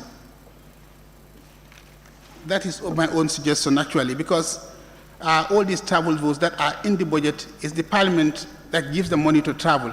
And I think it makes sense, it is fair that when they travel, when they come back, at least they should report to Parliament some of the things that they have achieved during their travel and so on. In the Parliament here in the National Assembly, when committees travel, or when we send delegations out of the country, when they come, they report to us. Now, we don't want to give them money to be traveling everywhere, only to come back without reporting to us so that we know actually what they are traveling for. This is going to help us in our budgeting so that we can see and know how we are going to appropriate funds for travel. And then, Honorable Speaker, another serious concern is the daily rising in the cost of living. People are suffering. Every day you go to the market, you are faced with a different price of commodities. Today you buy a particular commodity for a certain price, and the next day when you go, the price is up there, so that you don't know. so that it seems that somebody somewhere sits and sends a message to him, in a WhatsApp group and say, look, increase the prices by this amount. I have a practical experience. In Brikama, in the morning, I wanted a crate of eggs. I went to the market, I went to the shop. The shopkeeper said he didn't have enough eggs. He had few eggs. Then I went to the garage. The next shop was closed. I went in, by the time I came back, the price of eggs, because I couldn't buy a crate, I wanted to buy 7 eggs. By the time I came back, the price of egg was increased by $1. Imagine within the space of 30 minutes, the price of egg was increased. And this is the daily problem that people are facing in the market. And we have to understand that we are in a very, very, very poor country. People are suffering. People are barely making a living. And the number of people who go to bed hungry is increasing. The number of people who do not have 3 square meals in a day is increasing. So these are issues that we need to look at properly. So, Honorable Vice President, when you go, tell the President that people are definitely hungry. People are poor, people are hungry. And, very, very soon it will reach desperation level, because sometimes, it's difficult. People are just finding it extremely difficult to cook. People are hungry. Then, there is also a problem which is connected to daily rising cost of living. A country or a nation that depends for a greater part of its living on imported food is not secure.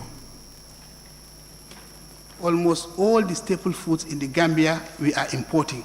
We are importing rice, we are importing onion, we are importing cooking oil, and almost everything. These are imported from other countries. Now, given the current global economic problem, what do you think is going to happen? This is something that we need to consider.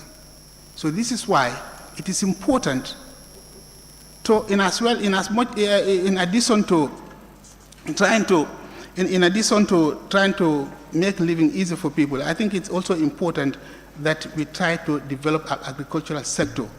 I think food self-sufficiency, we cannot continue to depend entirely on imported food throughout. It's not possible. So this is why it is important for the Ministry of Agriculture to come up with sound agricultural policies that would boost food production in this country, encourage farmers. Just before the beginning of the rainy season, we all know we had issues with fertilizers, and I think I stood here and said, well, given the current circumstances, then it was going to be a very bad season if farmers couldn't get fertilizers at the right time. So, well, thank God this year the rains are good, but I don't know what lies ahead at the end of the farming season, whether farmers are still going to have a good harvest because they didn't have fertilizer at the time they needed it. We are not even sure. But I think sound agricultural practices that would boost food production in the country should be seriously looked into so that we stop depending on imported food. If we have problems in countries where we import food from, we are in very, very serious troubles. Another issue I want to talk about is the frequent killings. Just a few days ago, I think just a few days ago, so at the beginning of the week, one of the honorable members raised a matter of the day, and he spoke about a certain issue, but this one is also an issue that is very, very serious, frequent killing. We've always had, in fact, it has become a weekly problem now. Barely a week passes by without hearing news of some stabbing or some killing. And usually, these are young people who do these things. So to the extent that sometimes I want to believe that maybe those who are committing all these crimes do so under the influence of drugs. I think for me, there is a serious correlation between drugs and crime rates, especially killings. And this is why, and I want to urge the cabinet ministers responsible for security, and of course the vice president, because I think he's the chief minister here, to consult the relevant authorities and try to do something about drugs and crime. And then finally, my constituency, I am the member for Kiang East. Throughout the last 5 years, we have not benefited any development in my constituency.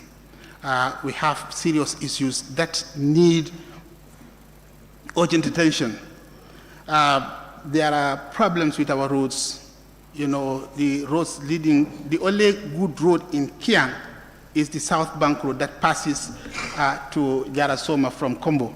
Apart from that, no other road in Kiang is good. You can't even call them roads, because those roads that connect villages to the main road are more of bus paths than roads. During the last 5 years, we faced this issue here. I talked about it in the National Assembly here, and I observed, and when I did, the then Permanent Secretary, Ministry of Roads and Infrastructure, consulted me and asked me to give him the total number of roads in my constituency that needed construction. I gave him an estimate of the number of kilometers, but I think he left that note in the National Assembly here. It never went out to the National Assembly, because after that, I have not heard anything about it. People are struggling on a daily basis. There are school children in the constituency who are traveling about 8 kilometers or even more to attend senior secondary school. There is only one senior secondary school in my village, in my constituency.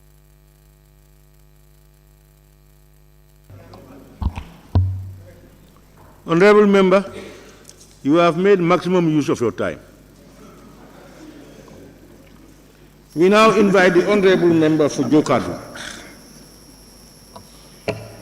Thank you very much, Honorable Speaker, for allowing me to partake in this very important debate. Let me first of all thank the Vice President and his entourage, that is the Cabinet Ministers, for attending this important debate. Honorable Speaker, first of all, I have to thank my electorate, that is the people of Jokadu, for electing me for a second term. Honorable Speaker, I'm very pleased to stand before you in this important adjournment debate. I will first of all start with the Minister of Health. The people of Jokadu are saying a big thanks to the Honorable Minister of Health and his technicians. Jokadu was only blessed with one health center since independence, but thanks to the Minister of Health and his technicians, we are also given another health center that is, the construction is on high gear in a place called Kisemajau. The work is on the finishing stages, and then we are also blessed from the same ministry with a health post in Medina Mudum, which will kickstart soon, inshallah. Honorable Minister, when it comes to the community ambulance, we're still appealing. The entire Jokadu constituency consists of 41 villages, and we were blessed with only one community ambulance. And we really need another one. So we are appealing from the Honorable Minister, if there is any consignment that arrives, for us to be considered to have another community ambulance. Honorable Speaker, when it comes to roads, it's a nightmare for the people of Jokadu. I was here in the 5th legislature. I went up to the minister's office, that is the works minister, with a sketch plan of all the roads that connects the villages in Jokadu, particularly the feeder roads that were constructed way back in 1985, and they are completely dilapidated. They are not motorable, particularly in this rainy season. People are on tecitos throughout.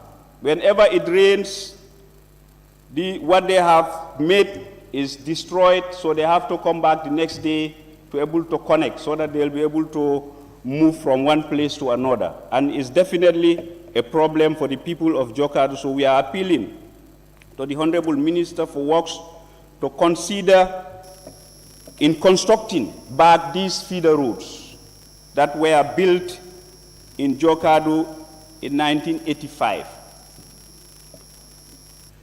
The connections are as follows.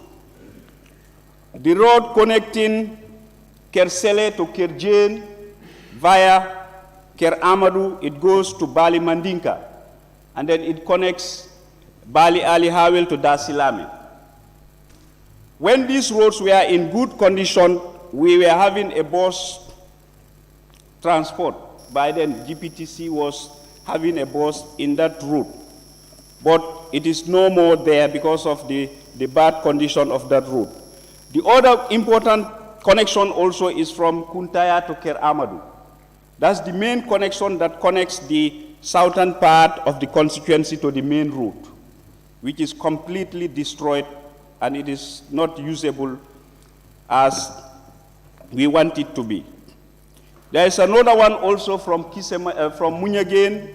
It goes to the northern part where it connects Tambana, Karantaba, Bakang, and then it comes out to Darufodeba on the main route. We really need these roads to be taken so seriously by the ministry so that the people of Jokadu also will be able to have good road network. There are businesses in the interior, in a village called Ker Alaji Malik. There are big business people there. But in this rainy season, they find it very difficult to transport their commodities to that place. What they will do now is the lorry will come up to Dasilame, they will offload everything, put it on horse cars and donkey cars to get it inside to that place, that's Ker Alaji Malik. And they sometimes have, give them very big problem because sometimes it rains and all their things become wetted and some of them become destroyed, particularly the cement. Honorable Speaker, electricity is also a concern for the people of Jokadu. Thanks to the minister, some villages have already been connected. Places like Kuntaya, Munyagain, and Dasilame has been connected. But we have another 15 villages that were surveyed more than a year ago, but still now the project did not start. So we are appealing to the minister to consider those villages so that they will also benefit from this electricity project. Honorable Speaker, when it comes to the Minister of Interior, we have a police station at Kerjane. Kerjane is at the border. And there is a Lumo, that is a weekly market that is going on in that place. And that police station, they are not mobile. They don't have mobility. So we are appealing to the minister to help us so that they'll be able to have mobility, so that they'll be able to patrol in that border. Honorable Speaker, it comes to Minister of Education. I have a community in my place called Munyagain. They have a basic cycle school. It was upgraded from lower basic to basic cycle more than a decade ago. But that school has only 2 structures. And in each of these structures, they have only 3 classrooms, making it 6 in total, from grade 1 to 9. So it's definitely a problem for them. And they don't even have a kitchen, no quarters. So I'm appealing to the minister to help us so that that school also, structures will be added to make it easy for them. Because imagine grade 1 to 9 accommodating in only 6 classrooms for more than 10 years ago. is a big challenge. So we're really appealing to the minister to do something in the soonest possible time so that he is able to address that burden. Honorable Speaker, Minister of Fisheries and Water Resources, I just want clarity. There are boreholes that were dug all over, and some of them are in my constituency. These boreholes were dug for more than a year now. They have been drilled, but they are just sealed there. So people are just speculating. We don't know what is happening. So I'm appealing to the minister to give me information so that I'll be able to tell my people what is happening pertaining to those boreholes that were dug and they are not yet completed still now. Youth and Sport, Honorable Speaker, the people of my constituency are appealing from the Minister of Youth and Sports so that they will be able to be blessed with a mini stadium.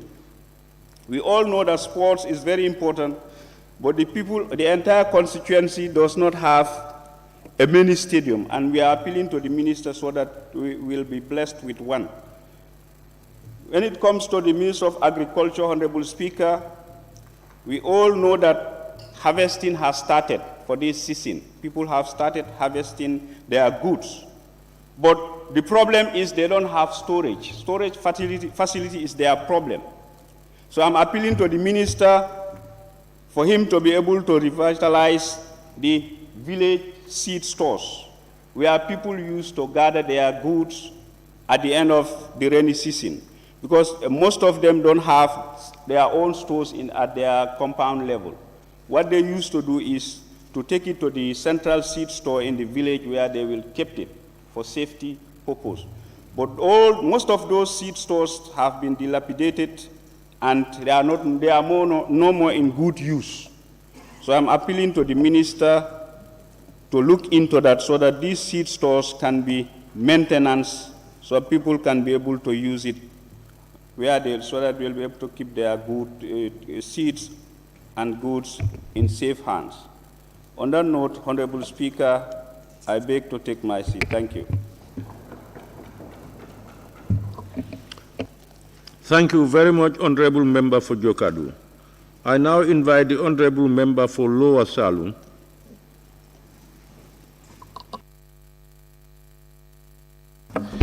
For giving me the floor, and thank you, Honorable Vice President and his cabinet colleagues. And thank you, Honorable Members of Parliament, securities, journalists, and so forth. Thank you very much, Honorable Speaker. Honorable Speaker, also, I want to make this debate on the issues during our sessions which are not cleared by me, by honorable ministers. Honorable Speaker, I will also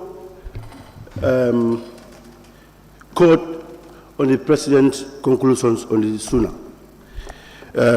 if you permit me. The notion is that honorable members of the National Assembly have three functions to perform. That is, representations, legislation, and oversight. Your responsibilities certainly go beyond these three. Honorable Speaker, if you allow me also to quote on the newsletter of the OP, that's Office of the President, that the Vice President, Heki Badara also challenged his counterparts to come with swift measures to address the rising cost of living and security problems. The Vice President chose state business could not ongoing as usual. Note that the appointment as a cabinet member is not solved on issues and serve the interest of the Gambian people.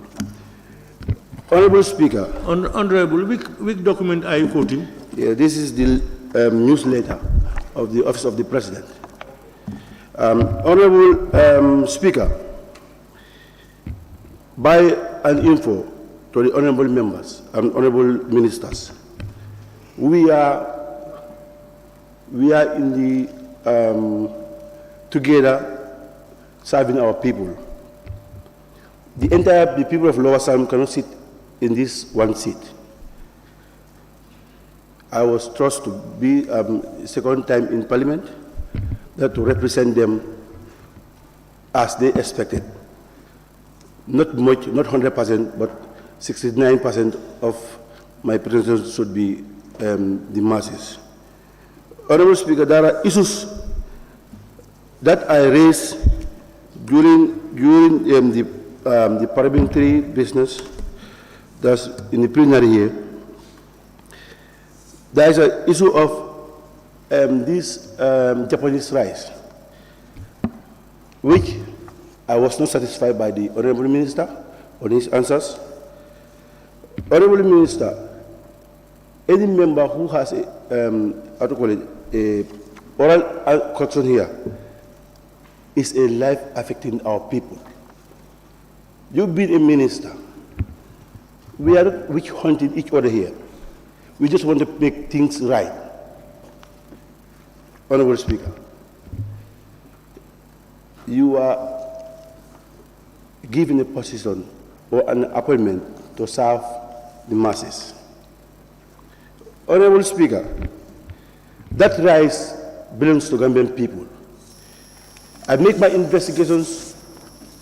The 2 trucks that was out of country, which the answers doesn't satisfy me. 2 trucks were apprehended in Senegalese border.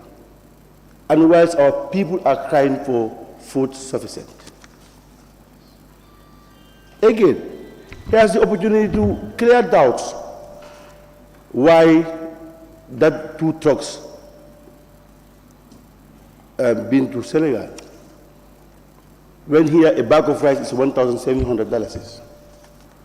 And this grant comes through an aid of Gambian people to the masses to ease some sufficiency of food. So if we are seeing our own people selling our rice to Senegalese, it's unacceptable, Honorable Speaker. This rice comes to assist the Gambian people. In fact, you will not know, in fact, who are these buyers. Might be, in fact, the entire 2,800 tons. In fact, it can even evacuate to Senegal or Mauritania. Nobody knows. Maybe it's 2 trucks were apprehended. It might be more than that, in fact. Now, what is the responsibility? And in fact, the great mistake that he said, that the office of the president are there to give out the buyers. It's unacceptable, Honorable. This rice come through your ministry, and now you are assigning the office of the president. He called. Now, what people will expect, that you are not doing the right thing. Already the rights come through your ministries. Give it to the people. You stand on your feet to see that you serve your people for a purpose. Just giving that rice like that, I said, I will not see those things happening. Then I keep quiet on it. And may I also underline this? Any question that was put by any ministers, a parliamentary knows it more than you do. You do your research before you come to parliament. Or you will just easily expose yourself. Because the minister doesn't know whether I know those trucks. In fact, I can even give the number plates of those trucks. We are here to represent our people. Honorable, this is not whether I am part of government or I am opposed. No, I am representing my people. And the reason why the president, we all vote for the president, because we have trust and confidence.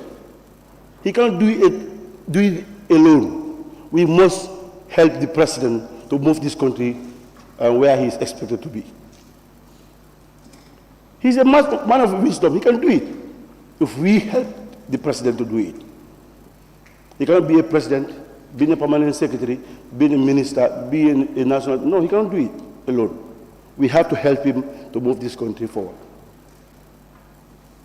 Again, we will see things and we will see it here. Whether it happens or not, but it will be in the records. We have to change the way things are going. Honorable, we expect you to serve us, and still you creating an avenue whereby it will hurt us. Because those rights comes to Parliament, to the Gambia, to help and assist the needy ones. In fact, it could have been cheaper price, because it's a grant. If this one is only 1,700 or 675, you can even go for $1,000. But where those monies, in fact, has been to, we don't know. Honorable Speaker, the second question was the Minister of Interior. The reason why I put this question of these Faraba issues, this is 4 years ago. You understand? And you still a statement telling us you are still investigating the issues.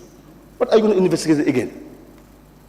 The matter is already investigated and pardoned. What are you going to investigate again? What? Because already you are new in the office. I agree with you 100%. But the records are there. The office of the IG is there. Read the message to them. A month ago, this parliamentary question was sent to me. How far with this issue? You said what has happened. That also will also help me and the citizen down there. But if you are trying just to cover a little thing in your office or just not to expose what is happening, it will not take this country to what? Where we expect it to be. Honorable. These officers are still half-paid salary, and the matter in court was accused and discharged, which we already followed. And those victims who were in it, the president sent a message to them, and the partners, everything was gone off. Now, why still these officers? We have to protect our officers, Honorable Speaker. These 6 officers, they are still unpaid. They are paid half salary. And none of them, in fact, is receiving more than 7,000, 8,000. Now, for instance, you are receiving 8,000. Half of 8,000 is $4,000. What 4,000 can do? A bag of rice, gallons of oil is finished. This can cause even to make the officers to act otherwise or unlawful. Honorable Speaker, we have to look on issues that is affecting our people, and we also protect our security officers. It's very important. Honorable Speaker, I have mentioned also the killings are many. Yes, I was. I don't know whether it is how to call it. These human rights activities or not. That I should not say it. But the reason why I say the killings are too much, and again, we are all seeing it. Not day to day, but within this month, we registered 7 of them who were innocent killed. So you being a how to call it a right advocate, or you said I should not say it. We will say it. We have to make measures not to eradicate all what is happening, but also we equipped our security personnel. And the minister also should come with something, a budget allocation, whereby we also assist our men in uniform, Honorable Speaker. Let them also reconsider them. None of these police officers now are in a full comfort in that suit, because when there is a crime, you send an officer.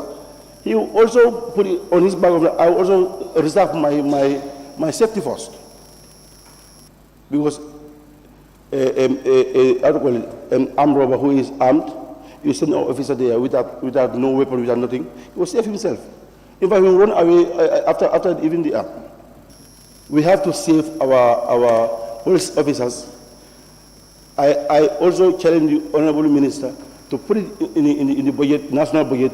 We support our people. All these vehicle issues, we put it there. We make an advocacy to see that these officers are well equipped, whereby to minimize the crime rate in the country.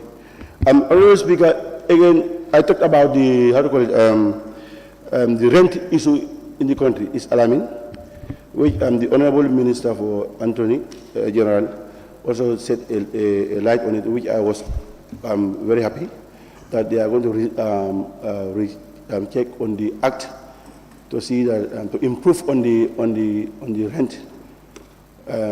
rent because of what we are paying on rent is huge, and the expectation from the salaries that is not that much. A house rent for $7,000, $6,000, and you are less paid. We cannot evacuate these corruptions. It must be. So we go for way balance and seeing things. When the rent is 3,000, maybe we can check on the salary scales also, whereby we can imagine both of them to see that the balance. If you cannot balance within 60-40, it will also help the single servant. The last is yesterday the Minister of Basic and Secondary School. There is a bit of argument on the budget line, on the maintenance and furniture and feeding. If the member is requesting for maintenance of schools, Honorable Speaker, there's a budget line for maintenance and furniture and feedings. Upper basic school, we have 3 million. Senior secondary school, we have 4 million. In fact, there are grants on it. Thank you very much. The time is finished.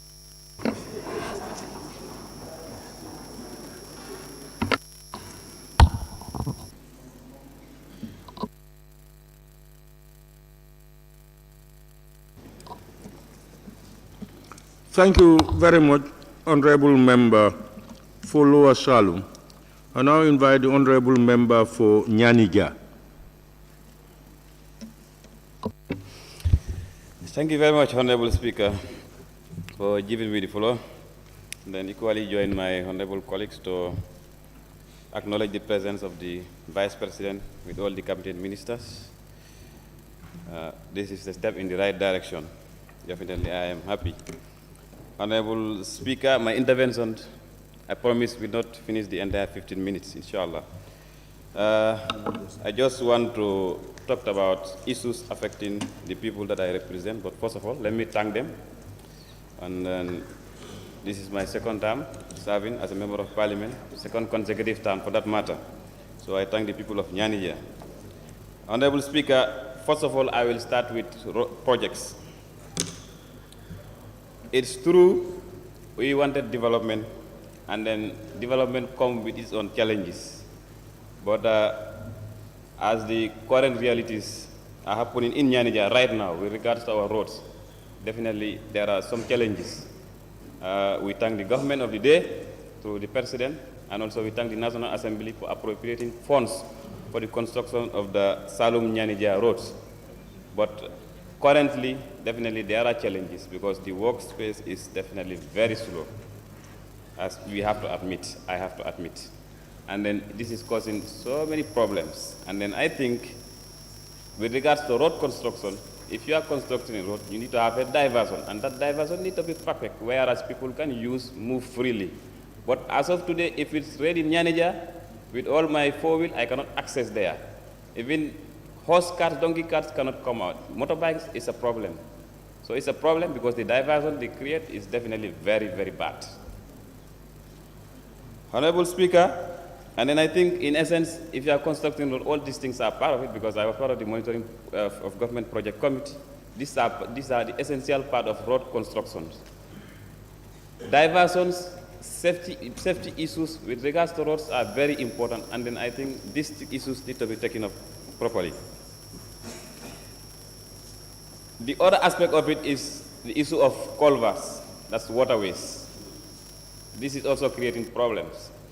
Though we are the construction stage, and then we are making some consultations with the team there, but we are finding it very difficult here and there. There are two communities, when it rains, they flood entirely because the road is constructed, and they said according to their survey, there should not be waterway. And then we are the settlers of these villages. We have been there, we know all these waterways, and if we tell you, if we talk to you, you should listen to us. So these are all issues presently, definitely, that are disturbing us as far as that road construction is concerned. On the other hand, it's about road construction projects in general, looking at it as a whole, being it the OIC roads project, the roads constructed through the National Road Funds. In my own view, I think all these projects, definitely there are so much delays. And this I can attest to. When the president went out on tour, he himself, and I quote, he said he is not satisfied with the work, the rate the work is going. So definitely something needs to be done. I know from Parliament and also from the Ministry of Finance, we don't know where the problem lies, but the rate at which some of these projects are going is very, very slow.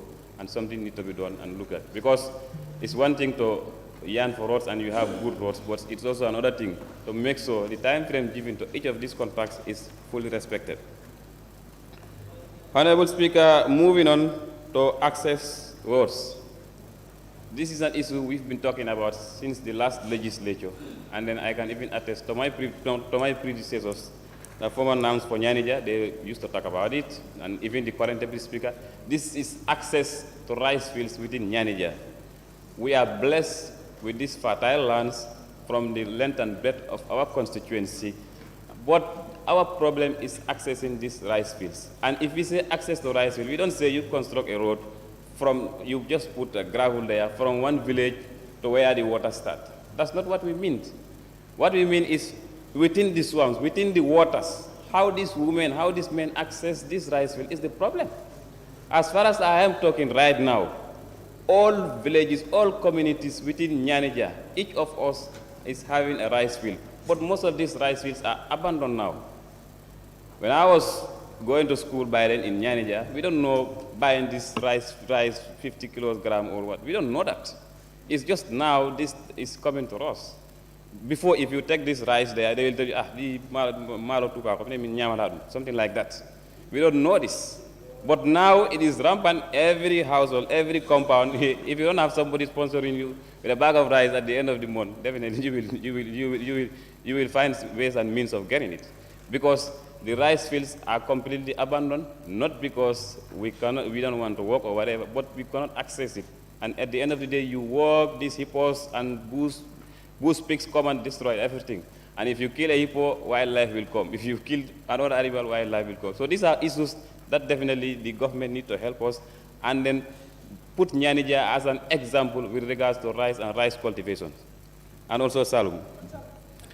Honorable Speaker, moving on also, the issue of electricity. This the Honorable Member of Upper Salum mentioned during the SONA debate. I think once and for all, we need to be recognized as far as electricity is concerned. We are the only two constituencies still now, there's not even a single electric pole. Nyanija and Upper Salum. When you talk about the Nyanis, the Samis, all these, you have communities that have electricity. But for us, it is completely not even a single community where you can find electricity. I think time has come, we will start protesting and then even move up to State House and see what we can do about it. And then once this is provided to us, Honorable Vice President, I am appealing you make it at least a grace period of, let's say, a particular number of years, whereas electricity will be free for our people. Because we deserve that. We have been neglected for the past regime, and this regime comes still now the same thing. I understand the plans, I understand the programs, but The only thing that we can understand right now is you bring the poles and the electricity to our house. That's the time we can start collapsing. But for now, definitely, and we are not happy, and then we will continue talking until we see that the difference is made. Moving on to another particular issue, that is the issue of Chairman Senior Secondary School. This is a school that was established since, and it was the only senior secondary school in Nyanija. But if you go to the school, honestly, you will have two minds. This school is, I can say, completely neglected.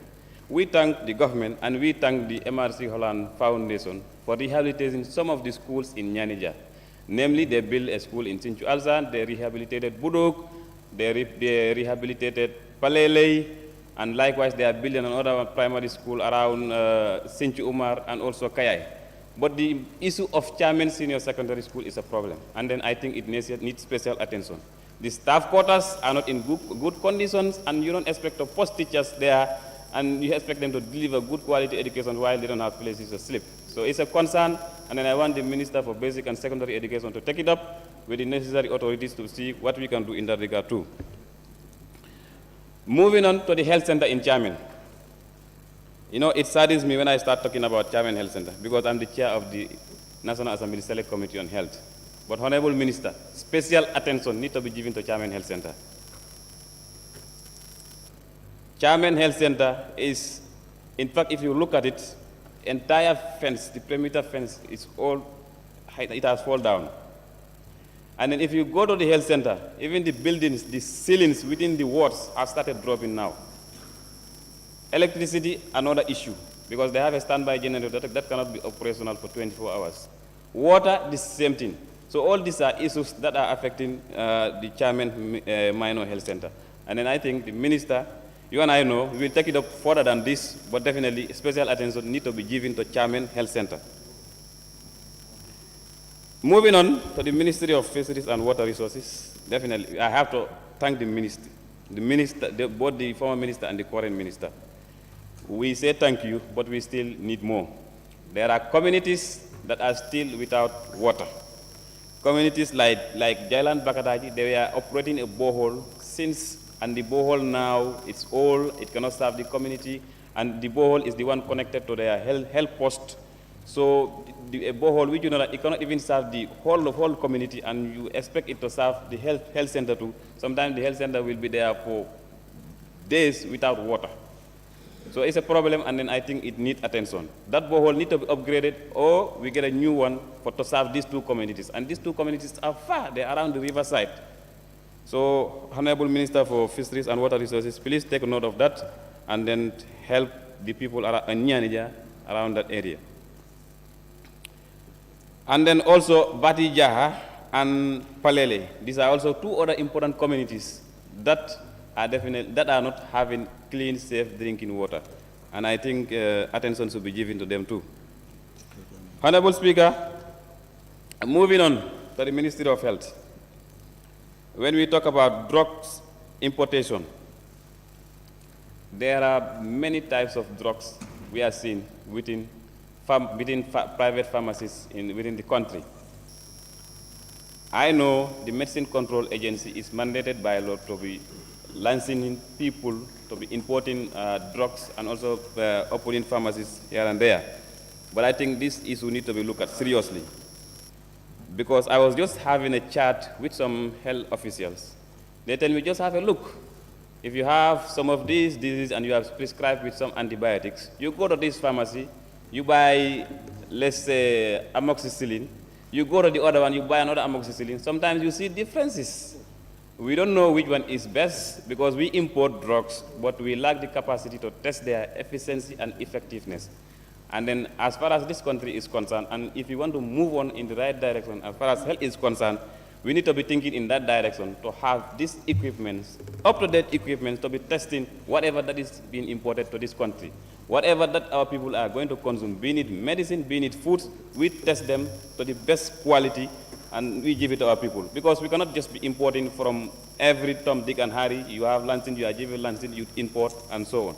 Definitely, that needs to stop, and then I know it might involve resources, But I'm employing on the entire National Assembly member to, if such issues come here, please let's support it because it is for the welfare and good of our people. Honorable Speaker, the Honorable Member for Upper Salem talks about an issue that is very, very important. That is the rising surge, the surge in the rise of the NCDs. But just to let you know, under the Ministry of Health, they have the NCD unit under the Ministry and under the Health Education and Promotion Directorate. But I think special attention needs to be given to that unit. NCDs are on the rise, whether we like it or not, because of the foods we eat and because of the lifestyle and so many other factors. It is definitely necessary for the minister. I know they have their NCD strategy, their NCD plan and so on, but what is lacking is people don't adhere to some of these causes of these NCDs. And then it is incumbent upon the ministry to make sure everybody knows, if you do this, you are at risk of getting NCDs, if you do that, and so on and so forth. We need to concentrate on that, sensitize the people, tell them what to do and what not to do, so that we can control the rising surge of NCDs. Honorable Speaker, in a concluding remark, and then I will just thank the President for delivering the SONA, and he made mention of very important things and even urged the Assembly, being it on the government side or even the opposition side, we are all here as stakeholders, and then we all have a stake to play as far as the nation is concerned. Let us support one another, and then we move the agenda of the country forward. It does not mean that I come from a government party, I will not stand here and criticize the government, no. When the government does good, I will talk, and when they does bad, I will talk. So it is incumbent upon all of us, being it in the opposition or in the government, if issues of national interest come here, let us look at the interest of the nation. Because the presidents have highlighted that, and he has given us that leverage to talk, criticize, do whatever. So the ball is in our court to do the right or the wrong. For him, from his part, he has done his part. So thank you very much, Honorable Speaker, and then I beg to take my seat. Thank you, Honorable Member for Nyanija. You have convinced me, and I am in sympathy with you, that it only two consequences without electricity. And honestly, Opanyomi, Nyanija, Janjambure, and Nyamina Dankunku are the landlocked consequences. Meaning you are very Gambian, you have no border with Senegal. And I think we should recognize you and try to get you something. Where? Sami. Say Sami. I said Opanyomi, Nyanija, Janjambure, and Nyamina Dankunku in the provinces. So, honorable members, I now move to the honorable member for Bakau. Thank you very much, Honorable Speaker. Honorable Speaker, I am going to be very brief. Through you, Honorable Speaker, I want to draw the attention of the executive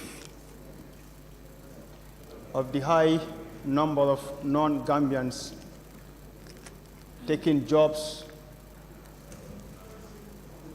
that could be occupied by our Gambian youth, especially our young Indians. They are taking jobs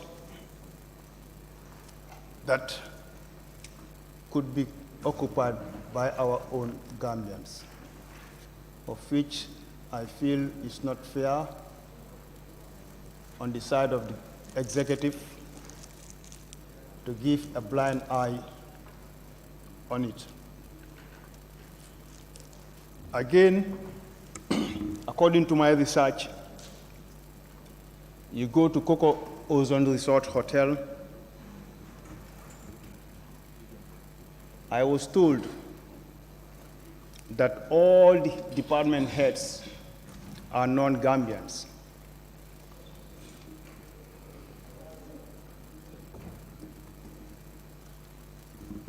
Are these showing to us that we don't have capable Gambians who can head departments like gardening,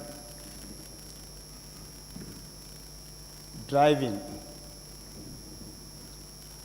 maintenance, and even tailors are being hired from outside the Gambia? Where is the justification? And these employees are called expatriates.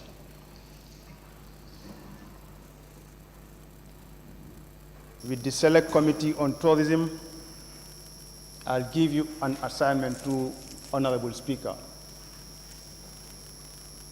to find out during your oversight function whether these employees are paying expatriate fees. Honorable Speaker, this is an insult to Gambians. Where an entire management are controlled by non-Gambians. This is serious, and I will describe it as an insult to us. You go to front office, it's head by a non-Gambian. You go to F&B, it's head by a non-Gambian. You go to housekeeping, it's head by a non-Gambian. I've indicated earlier that even a tailor is being ordered from outside Gambia. Honorable Assembly members, where are we heading as a Gambian? The executive is showing a blind eye to so many issues which should not be condoned. Honorable Speaker, through you, I am urging the executive to put a stop to this, because you have decent Gambians, qualified Gambians, dedicated Gambians who are able to handle these positions, instead ordering so-called expatriates to the country. And it's even questionable whether they are paying their expatriate fees. Honorable members. Honorable members of the Select Committee on Tourism, through Honorable Speaker, I am giving you an assignment.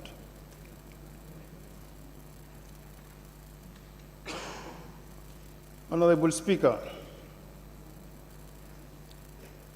for the past 2 years, our tourism have been hit by COVID-19, which affected so many lives in the country, including ourselves.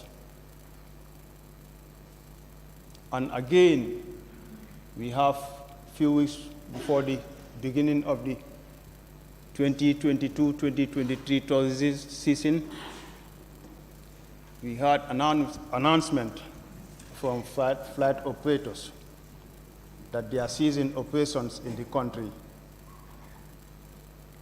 for the simple reason that the tax that they are being asked to pay at the airport cannot be sustainable. This means the forthcoming tourist season is not promising. It will keep our youths unemployed. Honorable Speaker, what is the executive doing about this issue? You have hundreds of your youths going home without employment. How do you expect your youths to survive? And when we say tourism, we're saying something that is very serious, because most of our living Most of us citizens have their living out of tourism. Because you have vendors who will be working, who will be sitting at home without having sales. We have our guides who will be sitting without jobs. Even the tourist taxi drivers will be sitting at home without employment. Honorable Speaker, this is a serious thing for the nation. Honorable Speaker, through you, I want to ask the executive whether you are safe to live in the Gambia. Are we safe, honorable members? I'm asking this question, honorable members, because robbery and murder cases are becoming order of the day. Honorable members, honorable Speaker, are we safe? I want an answer on are we safe?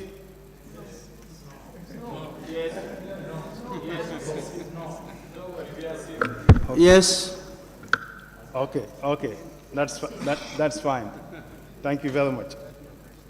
Honorable Speaker, I'm asking this question because robbery is becoming a daily event. Even if you are not witness to it, you heard it on newspapers every day. Same thing applies to murder cases. Just recently, 2 murder cases happened in my constituency, Bakau. One happened in a private resident, where she was attacked in her own residence and got killed. Are we safe, honorable members? If you are attacked in your own residence and got killed, where is our security? Honorable members. Honorable Speaker, in my conclusion, Honorable Speaker, corruption is also becoming order of the day.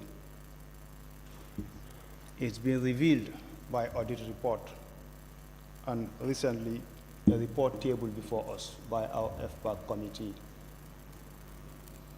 Corruption is becoming an order of the day, and the executive is giving a blind eye to this, which is serious, honorable members. Are we encouraging corruption? I will say yes, because we have seen or heard officials from the public service, from our public finance institutions, public institutions. We have seen corrupt officials being promoted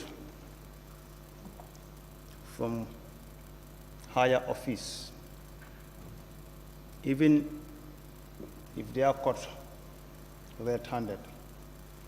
Does this mean that we are discouraging or encouraging corruption? My response is we are not discouraging corruption, but we are encouraging not even corruption, but looting. Honorable Speaker, with these few remarks, I thank you very much for giving me the floor.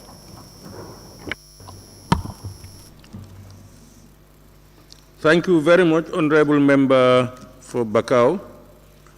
Honorable members, it's coming up to 1400 hours, about 2 minutes to.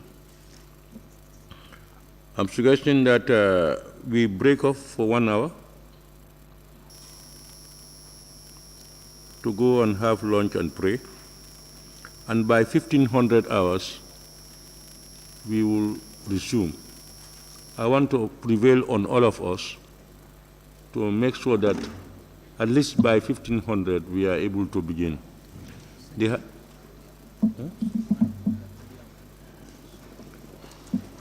House now stands suspended until 1500 hours.